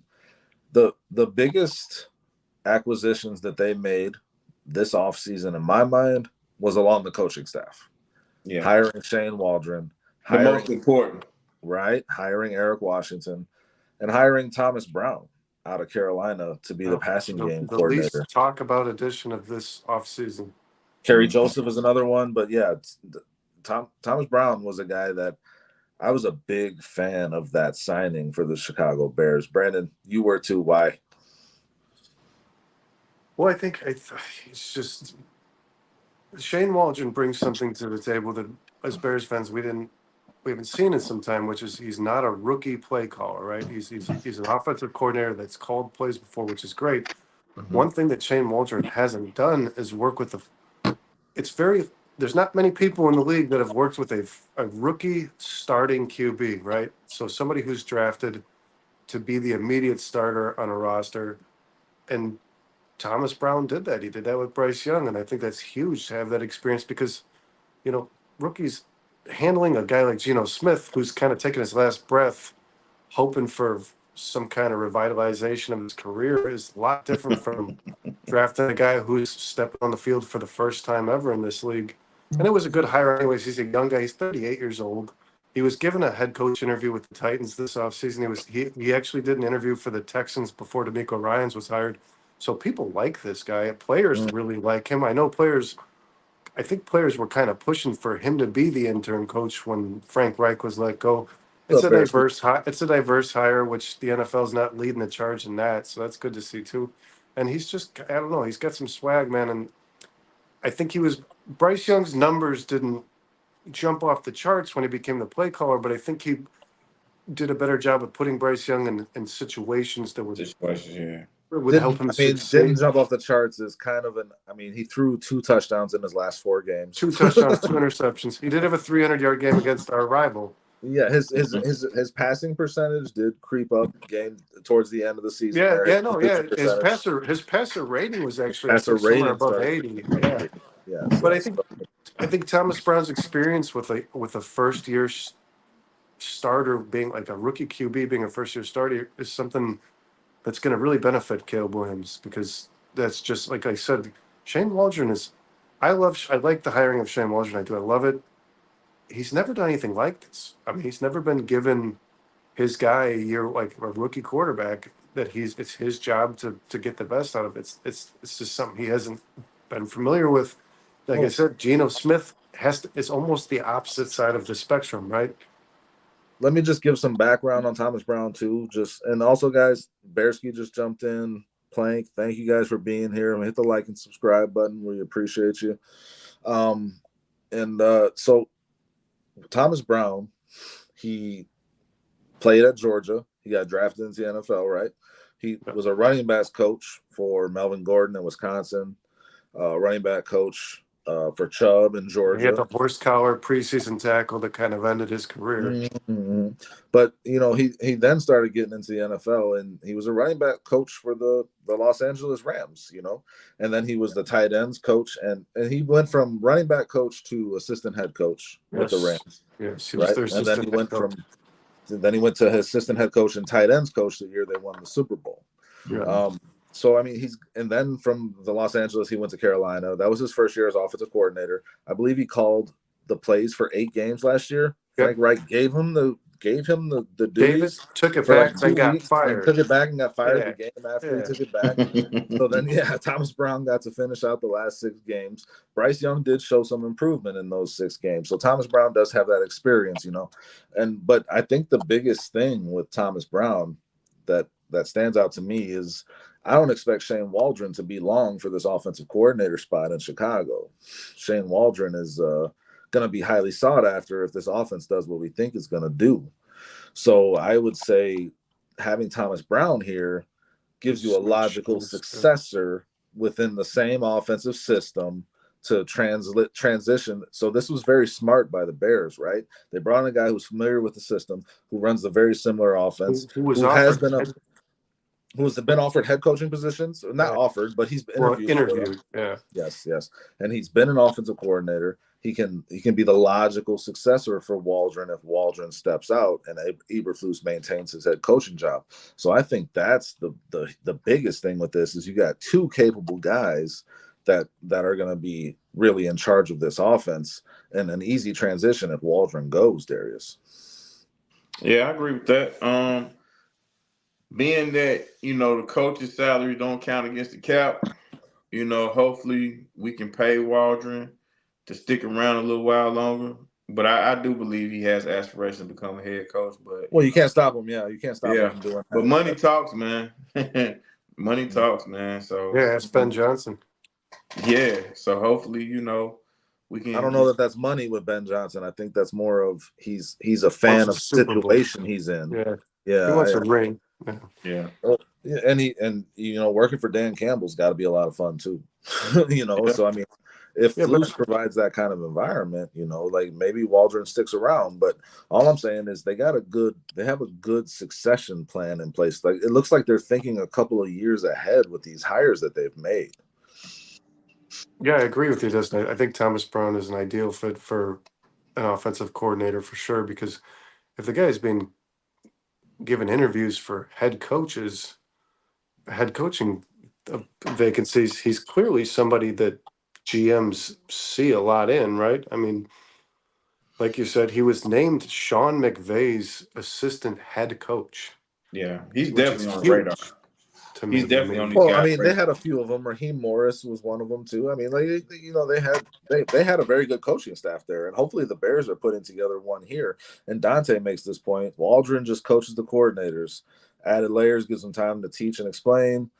Many players have said this, so that's a very good point. I would say that the structure that they have in place with the Chicago Bears right now, in terms of their coaching staff, is the best I've seen this Bears team have in a long time, since Lovie Smith.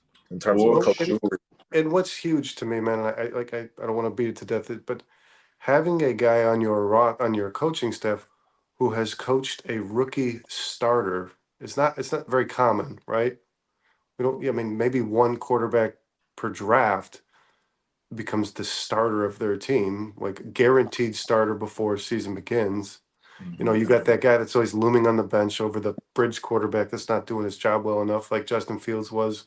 Yeah. And Trubisky with Glennon, Fields with Dalton. But, I mean, Thomas Brown week one, had to work with a rookie quarterback as his starting quarterback with Bryce Young. And that's huge. It's huge for the success of Caleb Williams to have a guy who knows what that's like, because coaching Geno Smith is not anywhere near the same thing. It's just not. Well, do you think that coaching Caleb Williams is anywhere near the same thing as coaching Bryce Young?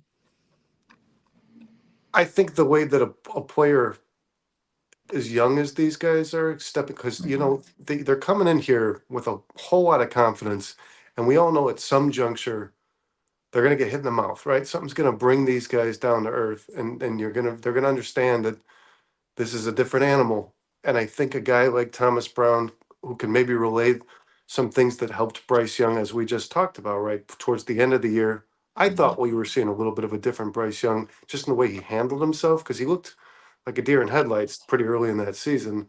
So is there something that Thomas Brown can give Caleb where it's like, just stick to being you, man, and do what you've done, but at the same time, understand this isn't USC. It's not. And I don't know, because Shane Waldron, working with a guy like Geno Smith, it's like you're working with a guy who knows the NFL, who knows the speed of the NFL, but more importantly, knows the offense, like the systems running the NFL. Geno Smith had to know a lot of offenses. He had to learn a lot of playbooks. So it's like you got a guy who's hit the books. You got a guy who knows how this business works. And then with Bryce Young, I don't know that. I think what Thomas Brown did with Bryce Young is more beneficial than what Shane Waldron did with Geno Smith. What about what Waldron did with Jared Goff? Wasn't he the quarterback's coach when Jared? He was Goff? the QB coach. Yeah, he wasn't a coordinator. Yeah. Well, because I think Thomas Brown is theoretically, I think they're calling him the passing game coordinator on this. The passing game coordinator, correct? Yeah, which I'm not even sure how Well, that. every team generally has that now, and I mean it's just the guy who's helping draw up the plays, the offensive pass plays more so than anything. So I mean, I think a guy like Geno Smith has less to learn outside of the playbook, right? Like Caleb Williams and Bryce Young are guys who have to learn a lot more than just a playbook. Because you can come into this league and, like, I don't know if you guys watched that thing that Trax did with Mike Singletary, the video that he made for Caleb Williams, where it's like, yeah, forget the hype, man. That's the first thing I'm going to tell you is forget the hype. And be you, be confident, smile, and show this team that you can do it. But forget the hype. Who cares what people think you're going to be? what's Fucking a be very it. what's a very scripted take, Stockton? Please be more specific. I want to comment on it. Okay. I think he's talking about what you're talking about in terms of Thomas Brown, but I mean, Geno is already not as good as Williams. Okay, so I mean, like that Williams is going to be a better quarterback than Bryce Young. I think we all agree on that. I think Yeah. Yeah, Brandon. but I still think Bryce Young's going to be a very talented player. Yeah, I think I like Bryce Young. but I I think like Caleb has been put in a Much better 100% better situation. situation. Much better. Because Bryce couldn't even establish a running game, man, in Carolina. Yeah, Miles Sanders was a very big disappointment there, and Chuba Hubbard was. I mean, he was admirable in taking over that role, but not so great. But yeah, and he didn't have any receivers. Adam Thielen was 34-year-old Adam Thielen was his number one receiver. He was the most reliable guy. Mm-hmm. So I mean, he didn't have a lot to work with for sure. But I think Brandon's more referring to all the other stuff that goes with being a rookie quarterback. Yeah. So like in terms of learning the playbook, adjusting to the lifestyle, all those things. Just becoming a pro. Yes. And I do think Thomas Brown will help with that. But I mean, and I don't think it could hurt. So I mean, like Brandon's take makes sense to me in terms of, having a guy who's had that experience with a number one overall pick at the quarterback, which is also different than being the 12th overall pick in the NFL draft at quarterback, and the number one overall pick in Chicago. I mean, it makes sense. I think the biggest, again, I'll just repeat it. I think the biggest thing with Thomas Brown is he comes from a very successful offensive system in the NFL that we've seen produce results. It's the same system that Shane Waldron, the same coaching tree that Shane Waldron comes out of. So that transition is nice and easy. And I just don't expect. Yeah, they work together. I expect this offense to be, They worked together previously, right? Thomas Brown and McVay. Yeah.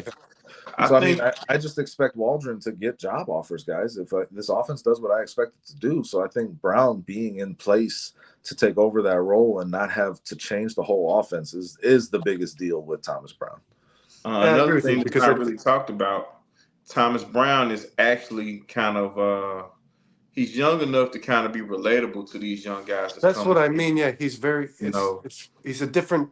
He brings a different thing than Shane Waldron does, right? And when you're relatable, like Mike Tomlin style, Mike Tomlin, when Mike Tomlin, you can say whatever you want about X's and O's, but Mike Tomlin relates to these guys, and these guys will run through a brick wall for him. Yeah. Or like Belichick versus Mayo. Mayo can bring, like, Belichick's one of the greatest coaches ever, and there's something that he can't do that Mayo can, right? I mean, it's just like the reality is there are people who are more relatable to players being former players, and a guy who's 38 years old coaching a guy who's, I mean, what is Caleb Williams, 21? Yeah, 21, 22. Darius, what was the point you were making, bud? But being relatable also eliminates a lot of stubbornness, because a lot of guys, a lot of the older coaches, they're kind of stuck in their ways that they want to do things, like the way the game is now and the way these players come out, you have to kind of, bend a little bit when it comes down to certain things, and I feel like being a younger guy, and being relatable to these guys will eliminate a lot of stubbornness. Now, don't get me wrong. There are core things that just have to be done when you play in this position.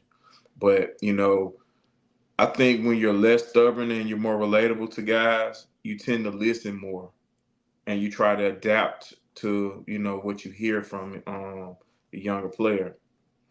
Yeah, if anybody thinks that there's not information that Thomas Brown acquired while working with Bryce Young over the course of an entire season that he can relay to Caleb Williams, you're nuts. I mean, You're talking about a rookie quarterback who's playing week 1 as the starter, guaranteed before the season begins, is the starting quarterback, being a better player by week 17. Like, there's got to be something there that a coach.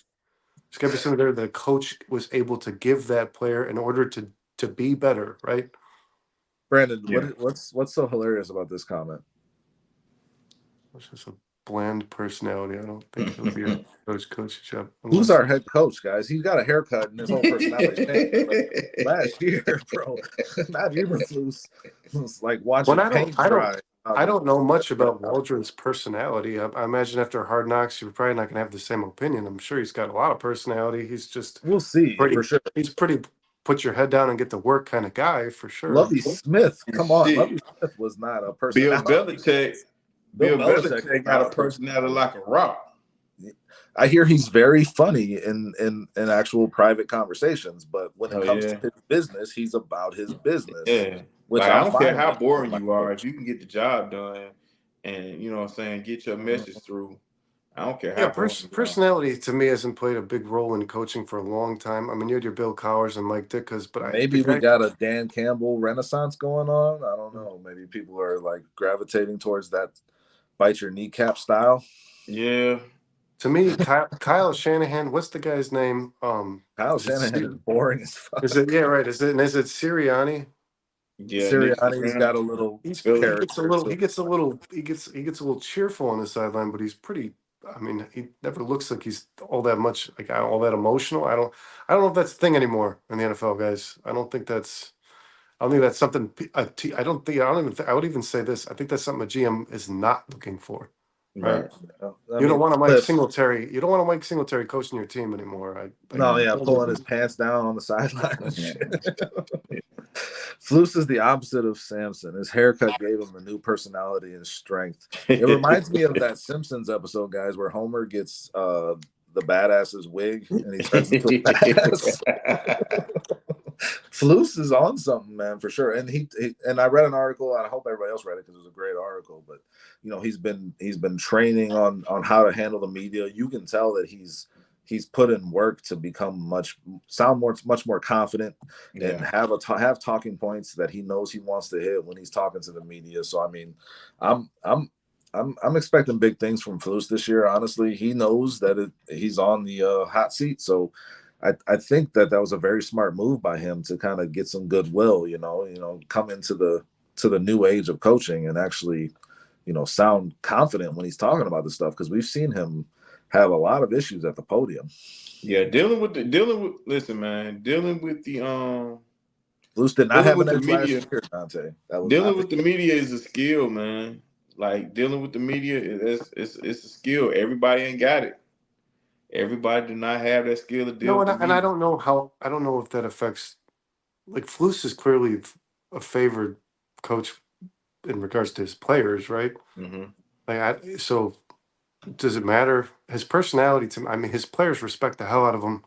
Like, sure, would I love to watch an interview like a Mike McDaniels? I mean, because that guy makes me piss myself every time I watch an interview. I mean, like, he is one of the, like, just go through and watch a bunch of Mike McDaniels interviews. Can also be pretty boring too, and some of the stuff they're pretty innocuous. I swear to God, that guy's like stoned off his ass every time he does an interview. He makes me laugh, man. But I have no problem with Flus being the quiet, keep your head down, and you know what I mean. Not at all. Not at all. I mean, I did have a problem with that. I think what we're gonna see in Hard Knocks, speaking of that again, is Flus I mean, you've mentioned it before, Brandon. We've seen it. Like his locker room speeches could not be more uninspiring. So cringe. Oh my God. Awful. But then again, man, go watch Ryan. Gotta be a leader of men, Go watch Ryan Poles on Pat McAfee. He's pretty. If the word, I'll use your word, whoever that is, Dante, bland. Ryan Poles is pretty effing bland. I mean, he's not a whole lot of character, man. That guy's Ryan Poles is sneaky though with his. He's swag. Character. He's got fashion and swag. He carries himself like a billionaire, but he's not.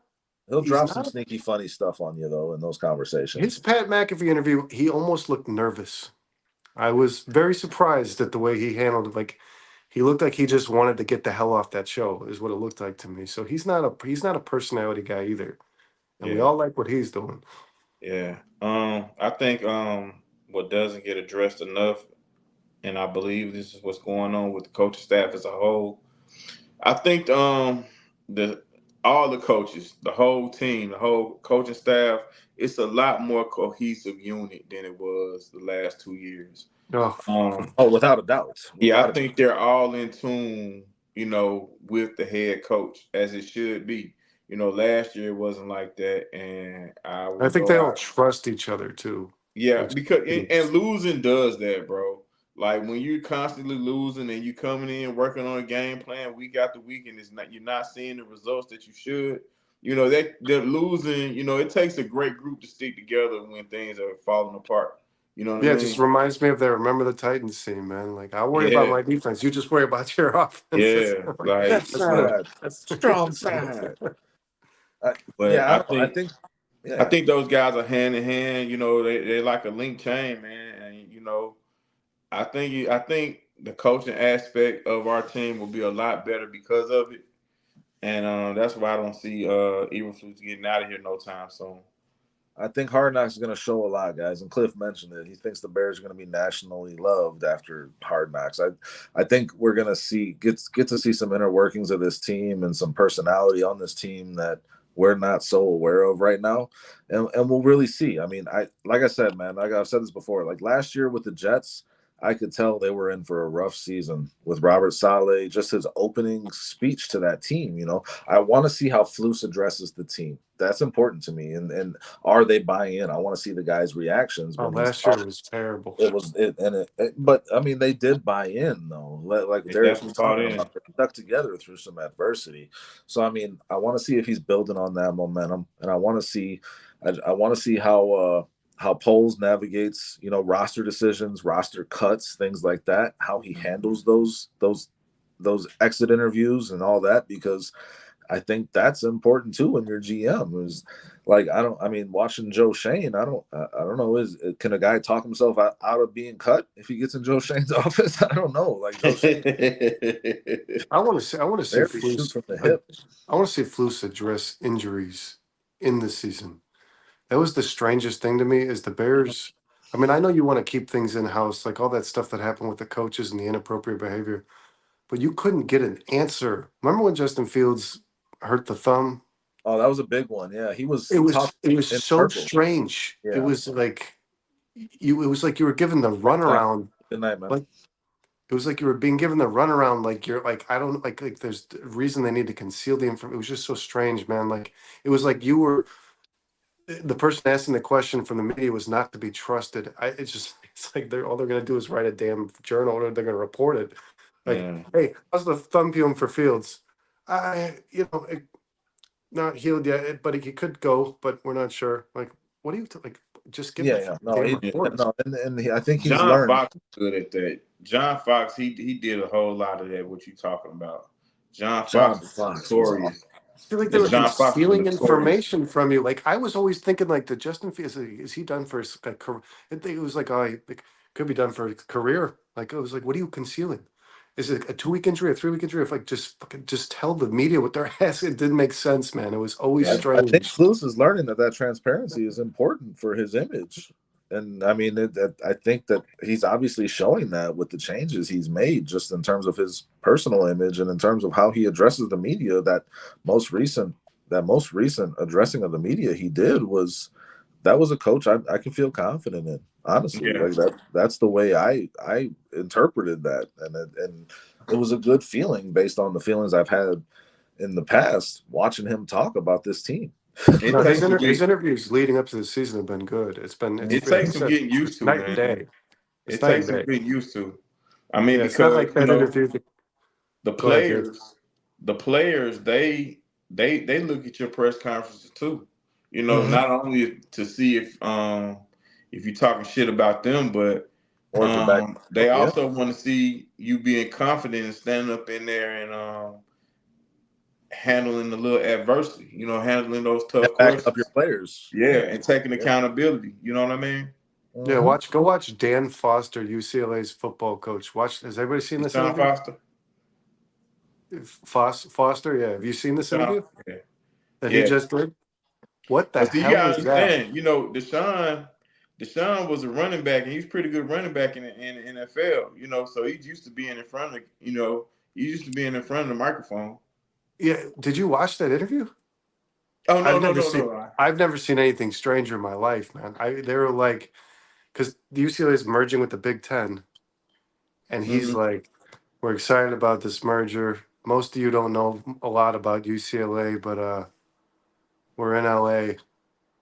We're close to USC." And then he doesn't talk the cameras, and he's like, we We're blue and gold. that's really all I have to say." He goes, and then he goes, "That's really all I have to say." So by the end of this interview, you're thinking like, okay, this guy tells you that you know nothing about All UCLA, I and the only say about information he that. divulges is that we're in LA. And then he ends the one thing that we all do know, he tells us, and then he ends the damn interview. And they said he was like, he froze up and got nervous. Watch that, man. Really? Go watch that interview. Oh, it's the strangest thing I've ever seen. I Oh felt so man, embarrassed that it did. he's Oh, pretty animated as a player, man. yeah, no, not so much as a coach, man. Uh, They played it on 670 the score, and I couldn't even listen. I had to turn it like, oh, this is so bad. Yeah. Well, I think that our head coach for the Chicago Bears has turned a corner with that, so I'm excited about that. I'm excited to see how that translates to Hard Knocks and how that translates to this team's potential success. I mean, any other nuggets you guys want to hit on when it comes to this Bears roster?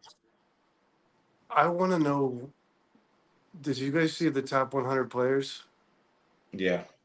I saw Jaylon Johnson wasn't on it. What the hell, dude?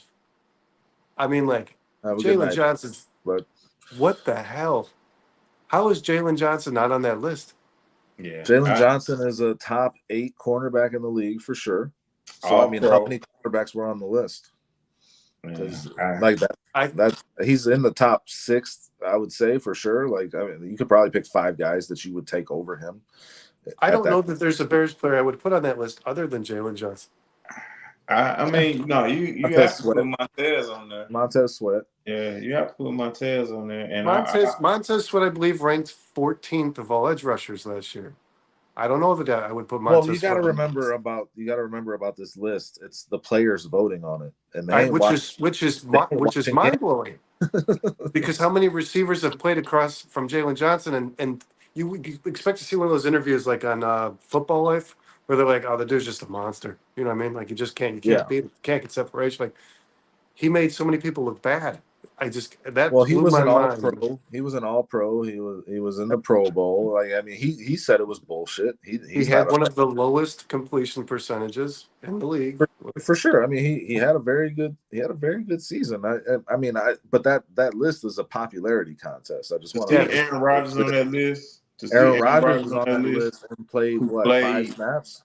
Right. Yeah, that was his response, wasn't it? Didn't he literally just say one word? Bullshit. Well. Yeah.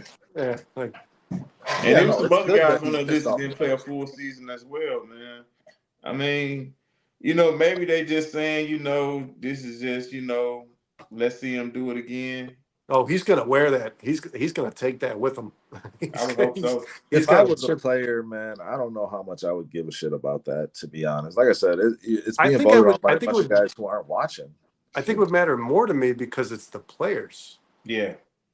Yeah, but also Jaylon Johnson is not like I don't know. I mean, he doesn't stand out as like as a personality. Well, I don't know. He's the most as a competitor though on the field. As a competitor, you want to be respected by your peers. No doubt. You know what I mean? And for him, it's like a slap in the face. He is. He's becoming, and this is going to give him some national attention. It already has, and like people are saying, he's going to carry that chip on his shoulder. And I mean, that could be good for him. I just don't know how I wouldn't lose any sleep over it if I was him. He just got paid. He did get to the Pro Bowl as an All-Pro. I mean, the guy had a great season. He's, like I said, he's one of the top 8 corners in the league for sure. So I mean, I thought that was worth mentioning because that surprised the hell out of me, man. I thought he was going to be like somewhere in the 50s. Like I was like, what the? Well, Tyreek Hill was number 1. I mean, yeah. Patrick Mahomes should be number 1 on the list as far as I'm concerned. Yeah, absolutely. So absolutely. I mean, Lamar was number 2, correct? I think Mahomes was number 2. No, Mahomes was number 4. Mahomes was number 4. Yeah. I thought he was number 2, but I think Lamar was number 2. Number Who? 3 Lamar was Jackson. Micah Parsons was up there too, wasn't he? I think he's somewhere. These are some of the most popular guys in the league, though. No, number 3 was Trent Williams, I think. Trent Williams is a beast. That's all merit for sure. Because Trent Williams, nobody likes him. He'll fuck anybody up across from him. He ain't nice to nobody. That dude. So I mean, that's just on merit with him. But I mean, I don't know. Like I said, I wouldn't lose too much sleep over it if I was Jaylon Johnson. But I do understand what you guys are saying in terms of being respected by your peers. But at the same time, they're not the most knowledgeable on this stuff either. I've always thought that about this top 100 list. I stopped watching it many years ago because of that. Yeah. Hill, McCaffrey, Jackson, Mahomes, Stockton says. So Hill was number 1, C-Mac number 2, Jackson number 3, Mahomes number 4. So I guess Trent was number 5. Yeah, I don't put Lamar Jackson above. I mean, Lamar Jackson's phenomenal, and I don't know. We can when it's all said and done, we might say we never seen a guy play like it. But Mahomes is better than Lamar Jackson.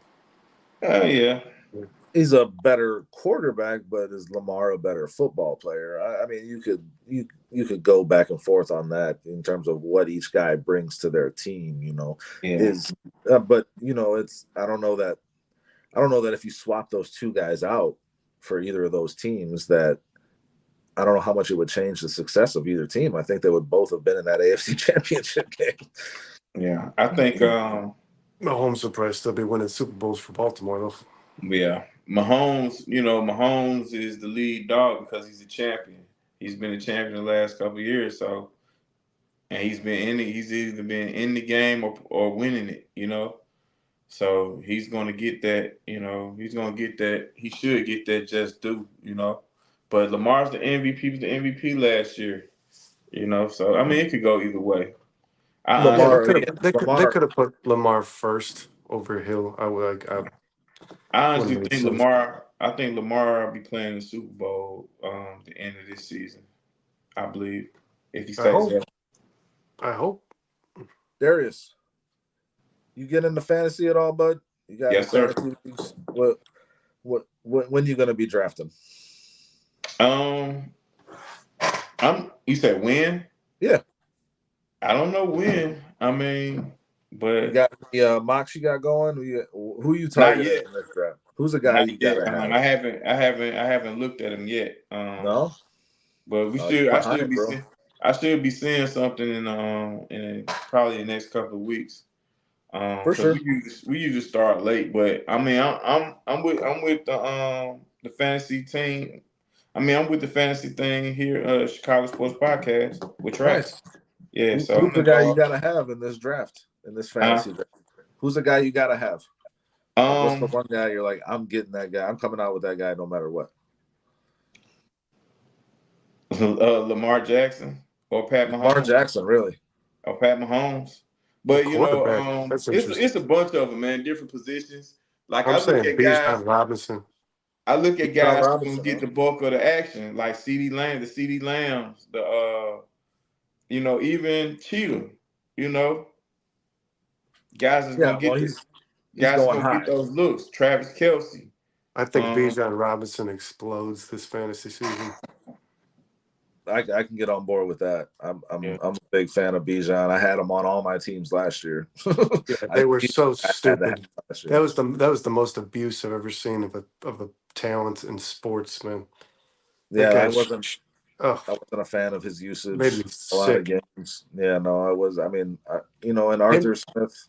Him and Jahmyr Gibbs are just. There's no doubt about the talents, man. Jahmyr Gibbs is another one that those two guys are magic. Just give him the damn ball. That's all you got to do. Like, it doesn't make sense, man. Yeah. I'm a big fan of Jalen Waddle in this draft, man. Jalen Waddle's going in a spot that makes a lot of sense, I think, in terms of his value. The guy could produce number 1 receiver numbers, and he's getting drafted in the 3rd to 4th round. So he's a guy I'm targeting in a lot of my mocks. I think Christian McCaffrey, of course. I think I should be in the conversation with the Tyreek Hills and CeeDee Lambs as Amon-Ra too, man. Yeah, Well, he's the number 4 ranked guy in most in most leagues, man. Pre-draft, yeah, he Yeah, man. should be. he's gonna get the touches, man. Like Yeah, you he's know, most targeted player in the league, right? yeah. Yeah. I mean, Like guys like him, CD Lamb, you know, they're gonna get those touches. Travis Kelsey, they're DJ gonna touch Moore, the football. DJ Moore is going to be a hell of a return on investment this year. I think in terms of where he's been being drafted. I think I'm gonna be doing some help on a fantasy show. So I'm gonna give us a sleeper because I do still think this player is gonna fall slightly under the radar, or at least lower than where he should be drafted. I love Marvin Harrison Jr. I don't love the rest of that receiving Mhm. core, and I think Trey McBride is a guy that people should Yeah, really, really prioritize. he caught fire Because at the end of last. tight ends are there's so few tight ends you can rely on in fantasy football. All right, but you're going to Every, spend a 3rd round pick on Trey McBride? Is that a steal? no, probably not third, but I don't think he's going to go in the third round. But I've been seeing him go there in the 4th round, 3rd to I 4th. I mean, that's where he's fourth makes going. sense to me.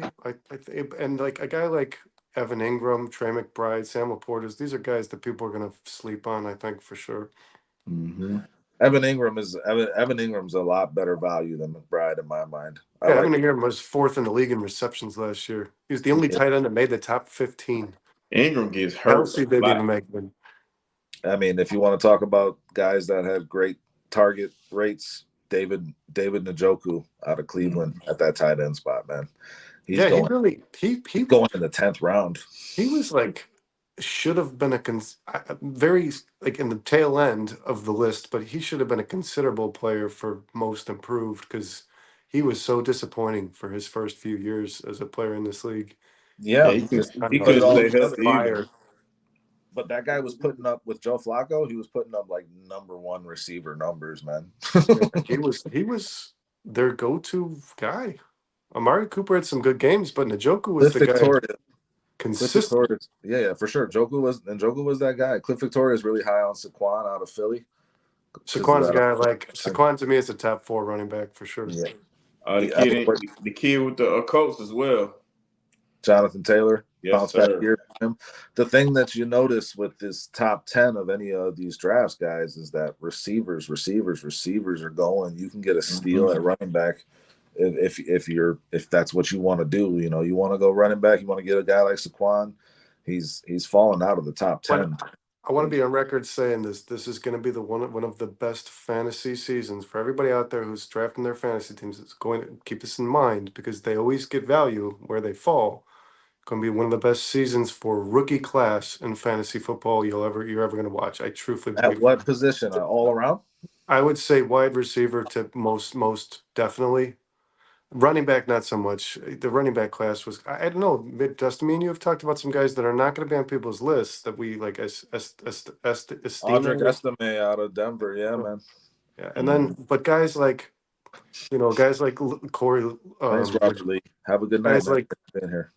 Guys like Leggett, guys like Adonai Mitchell, AD Mitchell, all day Mitchell, man, I love him. Yeah. Guys like Marvin Harrison's probably going to go 2nd round. He's probably going to end up being a guy who could have gone top 5. He's going at the tippy top of the 2nd round, man. He could be a player that should have been drafted top 5 in the draft. Like guys like those, man. Malik Neighbors, and who you're not. Like I said, I'll draft Malik Neighbors in the 3rd round. Brian Thomas.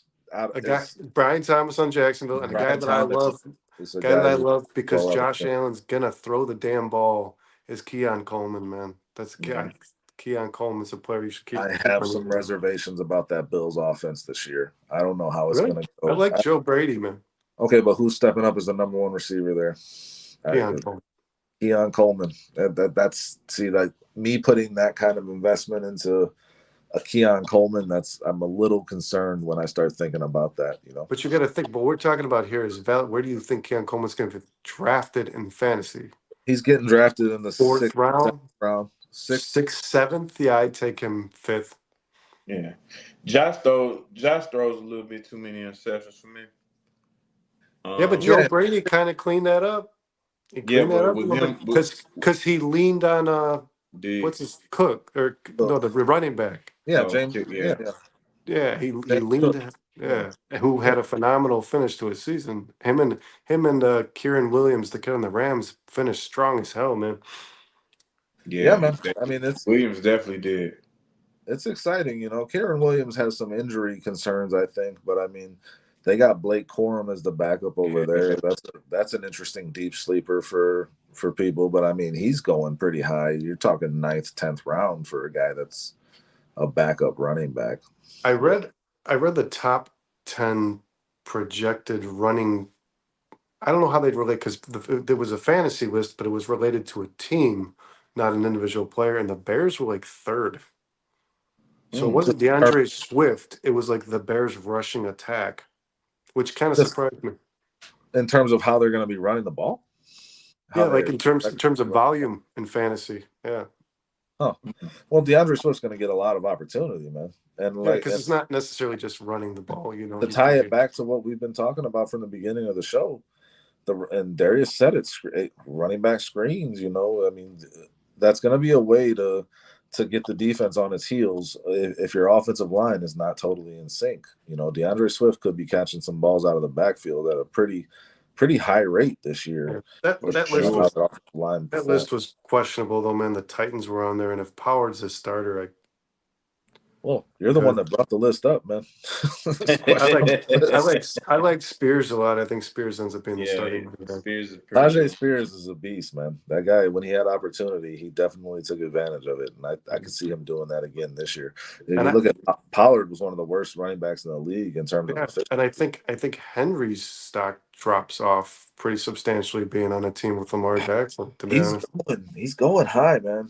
They're going to lean on him, man. They're going to lean on him. Yeah, but Lamar's going to run.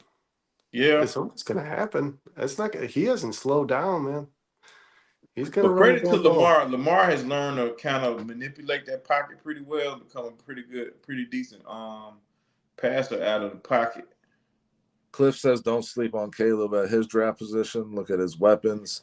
Yeah, I mean, he's 13th, 14th, 15th round. Like that makes sense for Caleb.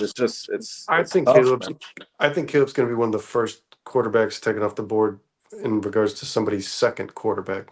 Oh, yeah. And especially us drafting as a Chicago base.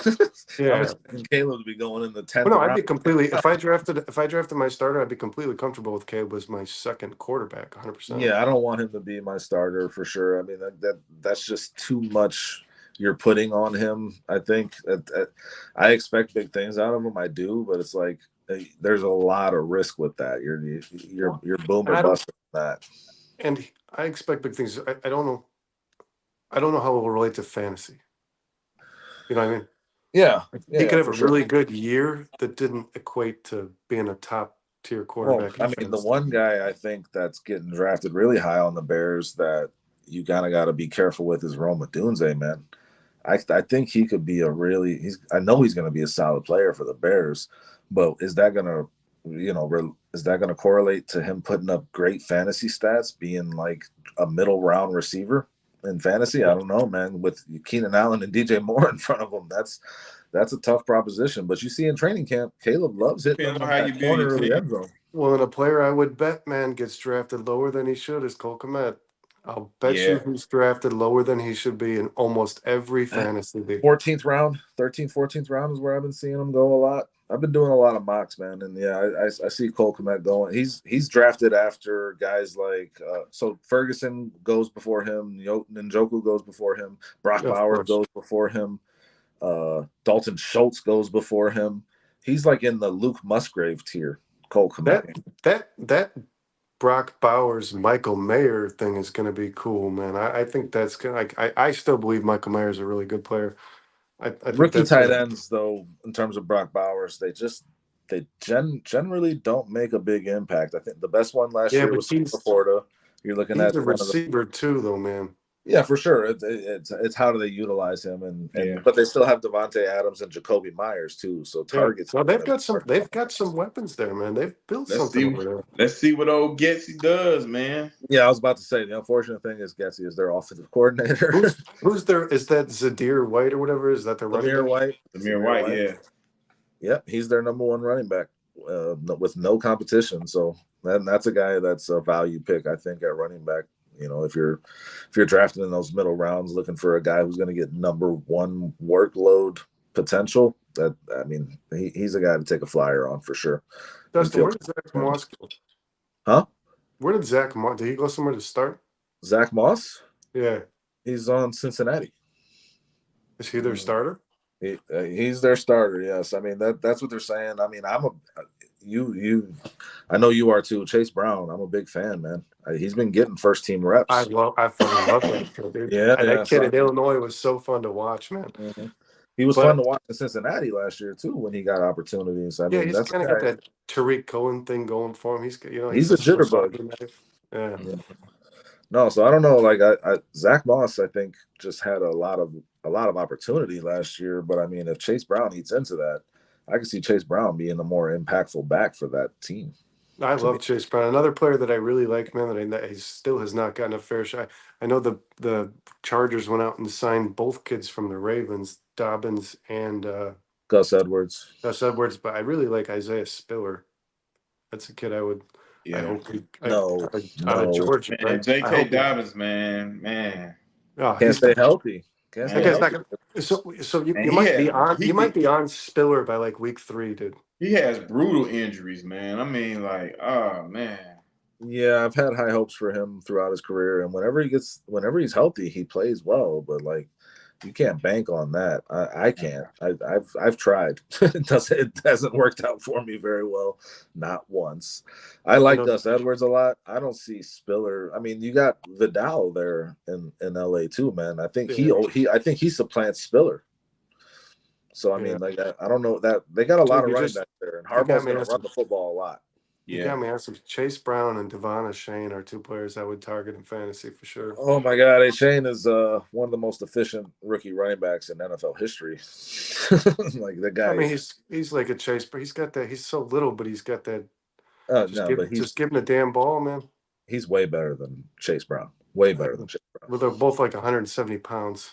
Yeah, the thing is, A-Chain's pretty good too in Miami. Yeah, that's what we're talking about. Devon Shane and Chase Brown are both. It's like that's a Tariq Cohen effect, man. The little guy, but give the ball to him. Things happen, dude. As long as he stays healthy, he's a top 5 running back, I think. In fantasy. A-Chain is explosive, man. Chase Brown, even without being a biased fan of Illinois, was one of the funnest players to watch in college football, man. Yeah, he was nice. He really was. Like that dude. If he wasn't on with that Illinois roster, that would have been a rough year, dude. He had like 21 total touchdowns or something. He exploded, man. Like he went off, and that was a rough year. That was what's the Italian kid, DeVito? DeVito, yeah. That was the DeVito year in Illinois. Thanks, Cliff. Have a good night, man. Yeah, I think we should probably be wrapping it up, guys. Any other nuggets around the world of sports that you guys want to touch on? I know I'm not a big fan of golf, but obviously I hear the news. Scotty Scheffler's kind of dominated golf. He's won at the Olympics too. So that guy is on a freaking tear. Yeah, man. It's cool, man. It's cool. Like I like golf. I've gotten into golf a lot in the last few years, but it's cool to finally see somebody. There's all these names, you had Ricky Fowler and Jordan Spieth and then Patrick Reed. All these guys were people like he might be that Tiger Woods kind of guy. And then Scheffler just comes out of nowhere and whoops everyone's ass. He went 3 months without a round under par. Yeah. That's a round, like from Thursday to Sunday every weekend, a round without shooting under par. That's ridiculous, man. I want to say this. I mean, God bless the athletes that went and played for this country, man. But shame to see Simone Biles didn't gold anything. That sucks. She didn't. America was kind of hanging their head on her being the winner of all. Didn't she? I thought she. I thought she got like three gold medals. Yeah. I thought she won two bronze and a silver. No, I thought she got the vault of the horse. She fell. Sure. She fell on the vault. Yeah, okay. They fell on the vault. I think they got both Americans did. Today or yesterday, or no, she might have on her little what's it called, the free, just the floor exercise. Yeah, I think she got 2 gold medals. She might have gotten gold there because I know they considered her floor exercise the toughest in history of gymnastics. But no, the vault she fell, man. Yeah, she ate it.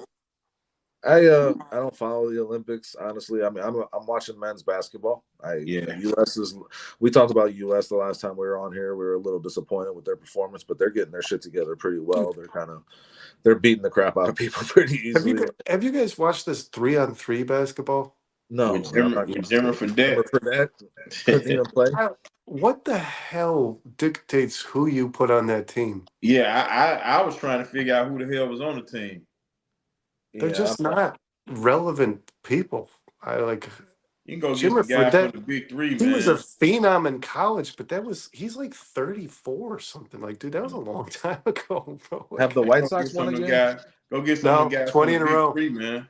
No. White There's Sox that. just tied the longest losing streak. There's that. There's that. Anything else going on?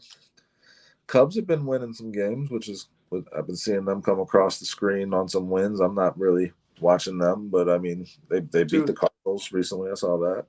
When that highlight video plays, our intro video, this Buzelis kid, man, I get more and more excited every Yeah, time I watch. This kid is, I don't know. He seems like he's got it, man. There's something he's got it. Like, he's not like a sniper. He's not a three point, but he's just hammering. Like, if you just get in this kid's He's a way, you ball get player, man. embarrassed. he can shoot though too. He He's a can ball Yeah, shoot. no, player. he can. But he He's a just ball player. embarrasses people, and he doesn't look like the kind of guy that should be doing that, man. Like, You know, everybody's been trying. I mean, is Gordon Hayward a solid comparison for him? Like who he can just handle. retired yesterday. You know who he reminds me of? I said AK from the beginning, but He- Andre Kirilenko is a guy he reminds me of. But he reminds me a lot of Detlef Shrimp. interesting that he was a hell of a ball player. He reminds me a lot of Detlef Shrimp. Not a lot of post game though, but just just the skill set reminds me a lot of Detlef Shrimp. Detlef Shrimp was a much better shooter, though. I think coming out. Yeah, I mean, as he got, as he became better, as he became a better player in the league, you know what I'm saying, he became a better shooter. But his game reminds me a lot of Detlef Shrimp. That's an interesting comparison. I appreciate that because I have not heard that one and I had not thought of that one. I mean, yeah, I mean, it's tough, man. It's tough to find a comparison for him, honestly, because like Brandon was saying, like he kind of gets to the hoop effortlessly. He has long strides and he hits that spin move. He's got a beautiful Euro step, dude. He's got a great finger roll at the hoop. Yeah, and if you get in his way, he embarrasses the hell out of you, dude. Like there's probably you could make literally a 3 or 4 minute video of just dunk reels from his summer league.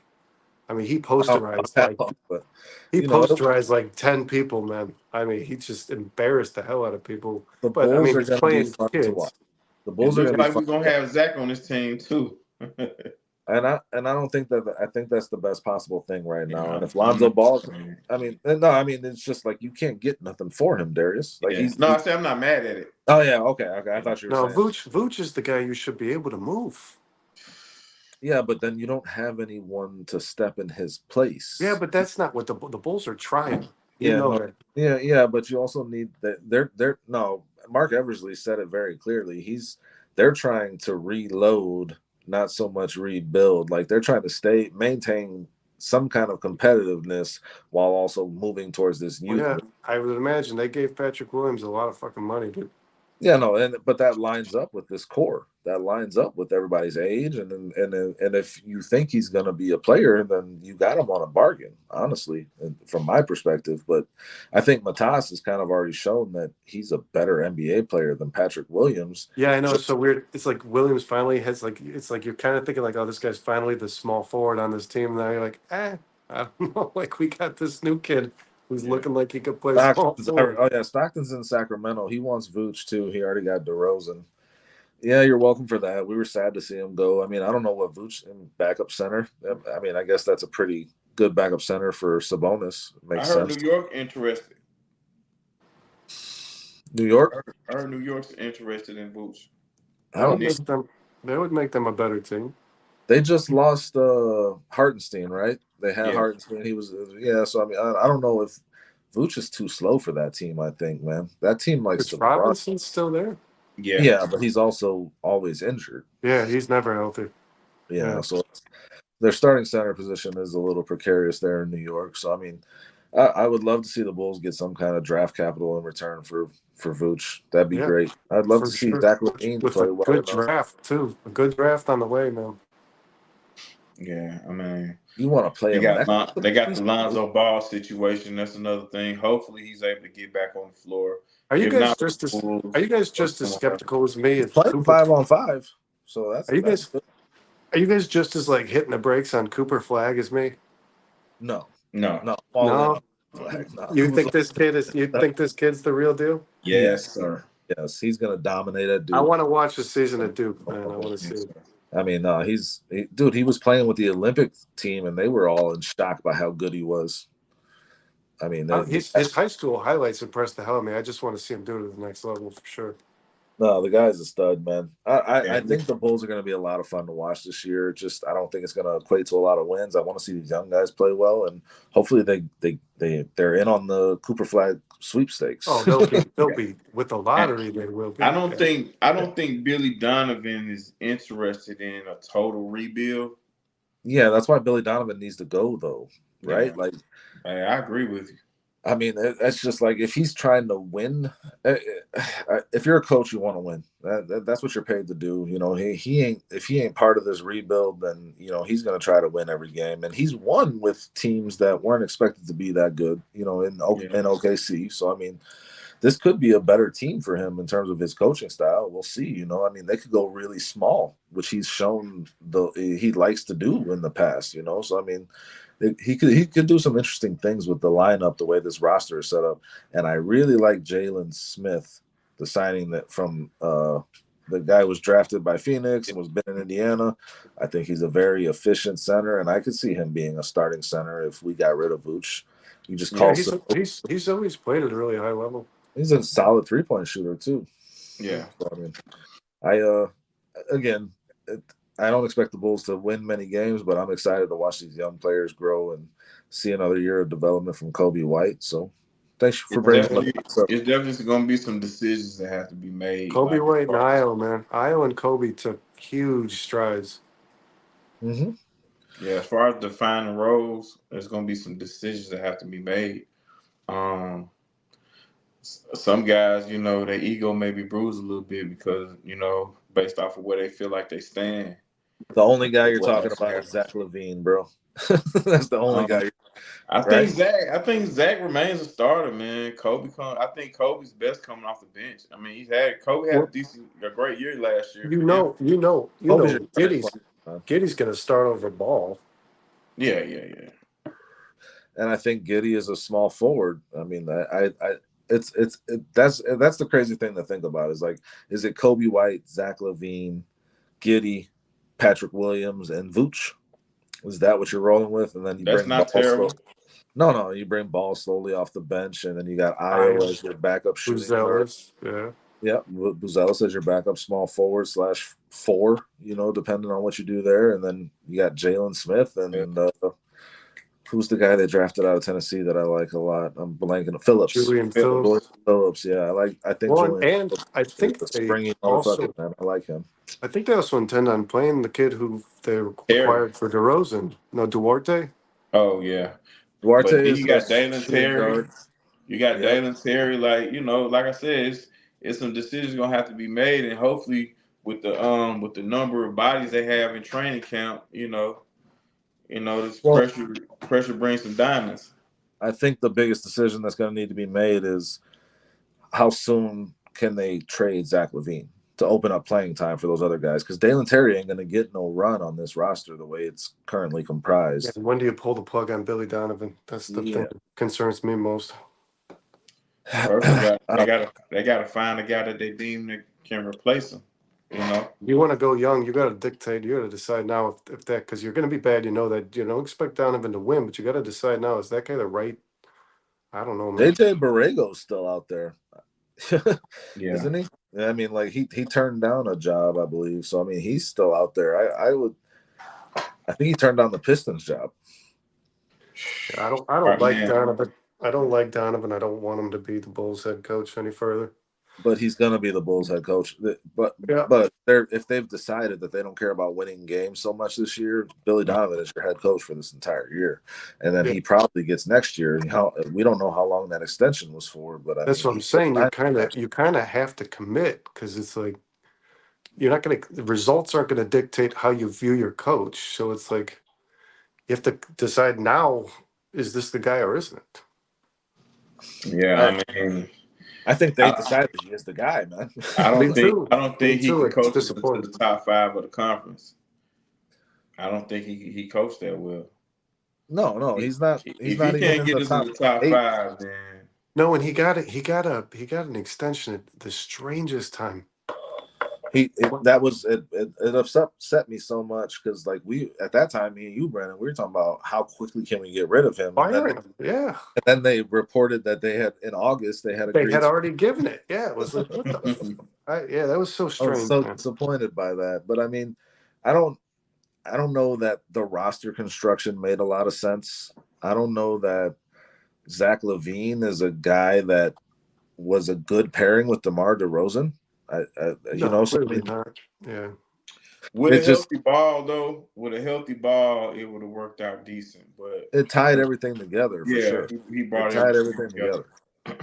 But I mean, I could see LaVine on a bad team averaging 25 points a game, guys.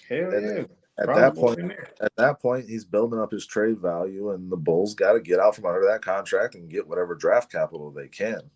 Send them to the Lakers. The Lakers didn't do anything in this offseason, and they want to. So I mean, there's going to be some potential to get him traded, come December. But in the meantime, we're going to ride with him. I've always been a huge fan of Zach LaVine, so he's all right with me. Yeah, I've been disappointed with how things have gone. He doesn't have the best relationship with the Bulls right now, so it just seems like fait accompli that he's gone. And it's just that money's just not good for what they're doing right now. Would you trade him for a guy like Bradley Beal? Fuck no, you're still getting money, man. Money. Yeah, you want to get rid of the money. Yeah. I like LaVine. I just don't.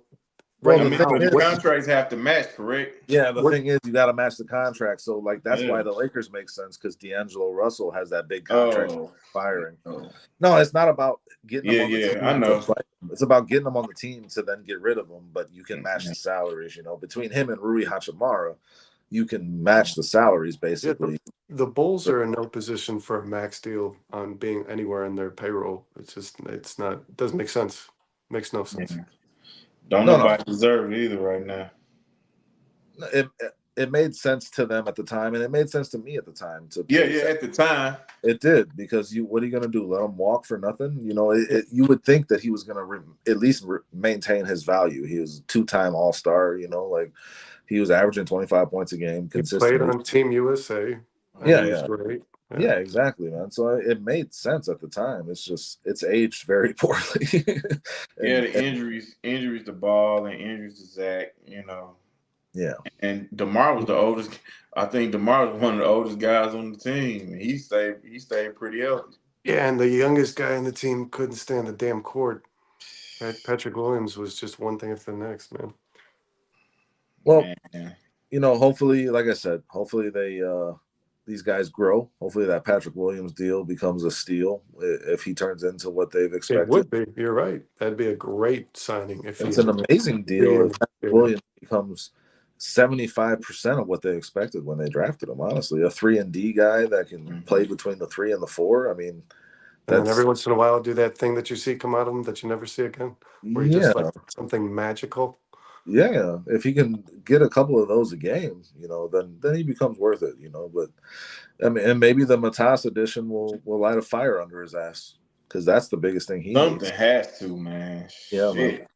Well, that kid's got it, dude. I don't, me, Dustin. I don't get that way. I don't do that. Like, if something's bad, it's bad, and if something's like, I need to see, like, that kid's there's something special, man. I don't know. He's balling out, dude, and it looks very. He's just like, it's like a Luka thing. He's just having fun. You know what I mean? Yeah, it's like, this is what I do. Like, it's just, I don't know, it's cool. Yeah, it's just like one of those guys that, like, in grade school he did that, In high school, Yeah, he did and it's that. almost like he's like, G League, he did that, and then he like Patrick kept Williams, like keep it's doing it. guys like Patrick Williams. It's like almost like it's like I want to be as good as I can be, and with a player like him, it's like he expects it. You know what I mean? Like, well, this is I what think, this is but what I I think. think the fact that Patrick Williams was drafted number 4 kind of put expectations on him that he was never ever going to live up to. He was never a scorer. He wasn't Man, a scorer at Florida State. that just does something to me, man. No, it's weird. Just NBA is looking the back, sport where man. you He's draft a a body. defensive guy, man. Yeah. He's a versatile defender that can hit an open 3. Like that's what he's always been. You know, he's Yeah. never And been a NBA scorer. is the only sport you can get away with drafting a body. You know what I mean? He's got the shell of what could be something. I don't know. It's just other sports don't work that way. Like Patrick Yeah. Williams' size was the biggest appeal, but it's like he's got to The do a lot to make that Marvin work. Williams effect, man. Oh yeah, I remember him out of North Carolina. Very good guys. Hey, good show tonight. I think we should call it on here. We're at 11:20 Chicago time. Yeah. It's hot as hell. No, Yeah. Yeah. Well, imagine what our viewers are doing. We appreciate our viewers. Good stuff, guys. Bearsky says. Everybody was in the chat today. Thank you so much. Thanks to all our sponsors again. Bridges Scoreboard, River Street, October 1st. Check out October Keenan 1st, Allen. Keenan Allen. We got Elite Icons, Framing and Memorabilia. Bunch of great sponsors for the show. Thanks to Brandon Trax again. Shout out to him. Was in Canton this past weekend. Got a lot of good content out of that. So look forward to seeing more from that. And Darius, great job as always, man. Always good to talk to you on a Monday. Likewise, Brandon, brothers. Likewise. I enjoyed Brandon. being with you guys. Yeah, I enjoyed this show tonight, guys. It was a blast. Yeah. Had a lot of fun. Had a lot of fun with the comments throughout the evening. So you guys have a great rest of your night. Have a great rest of your week. We'll be back on Wednesday. We'll be back on Thursday. We'll be back on Friday. Dundeans unite. We'll be back on for you guys throughout the week, bringing you content, talking Bears and everything else Chicago sports. So, all right, guys, take care. Bear down. Bear down, Chi-Town. Good one. All right, bye.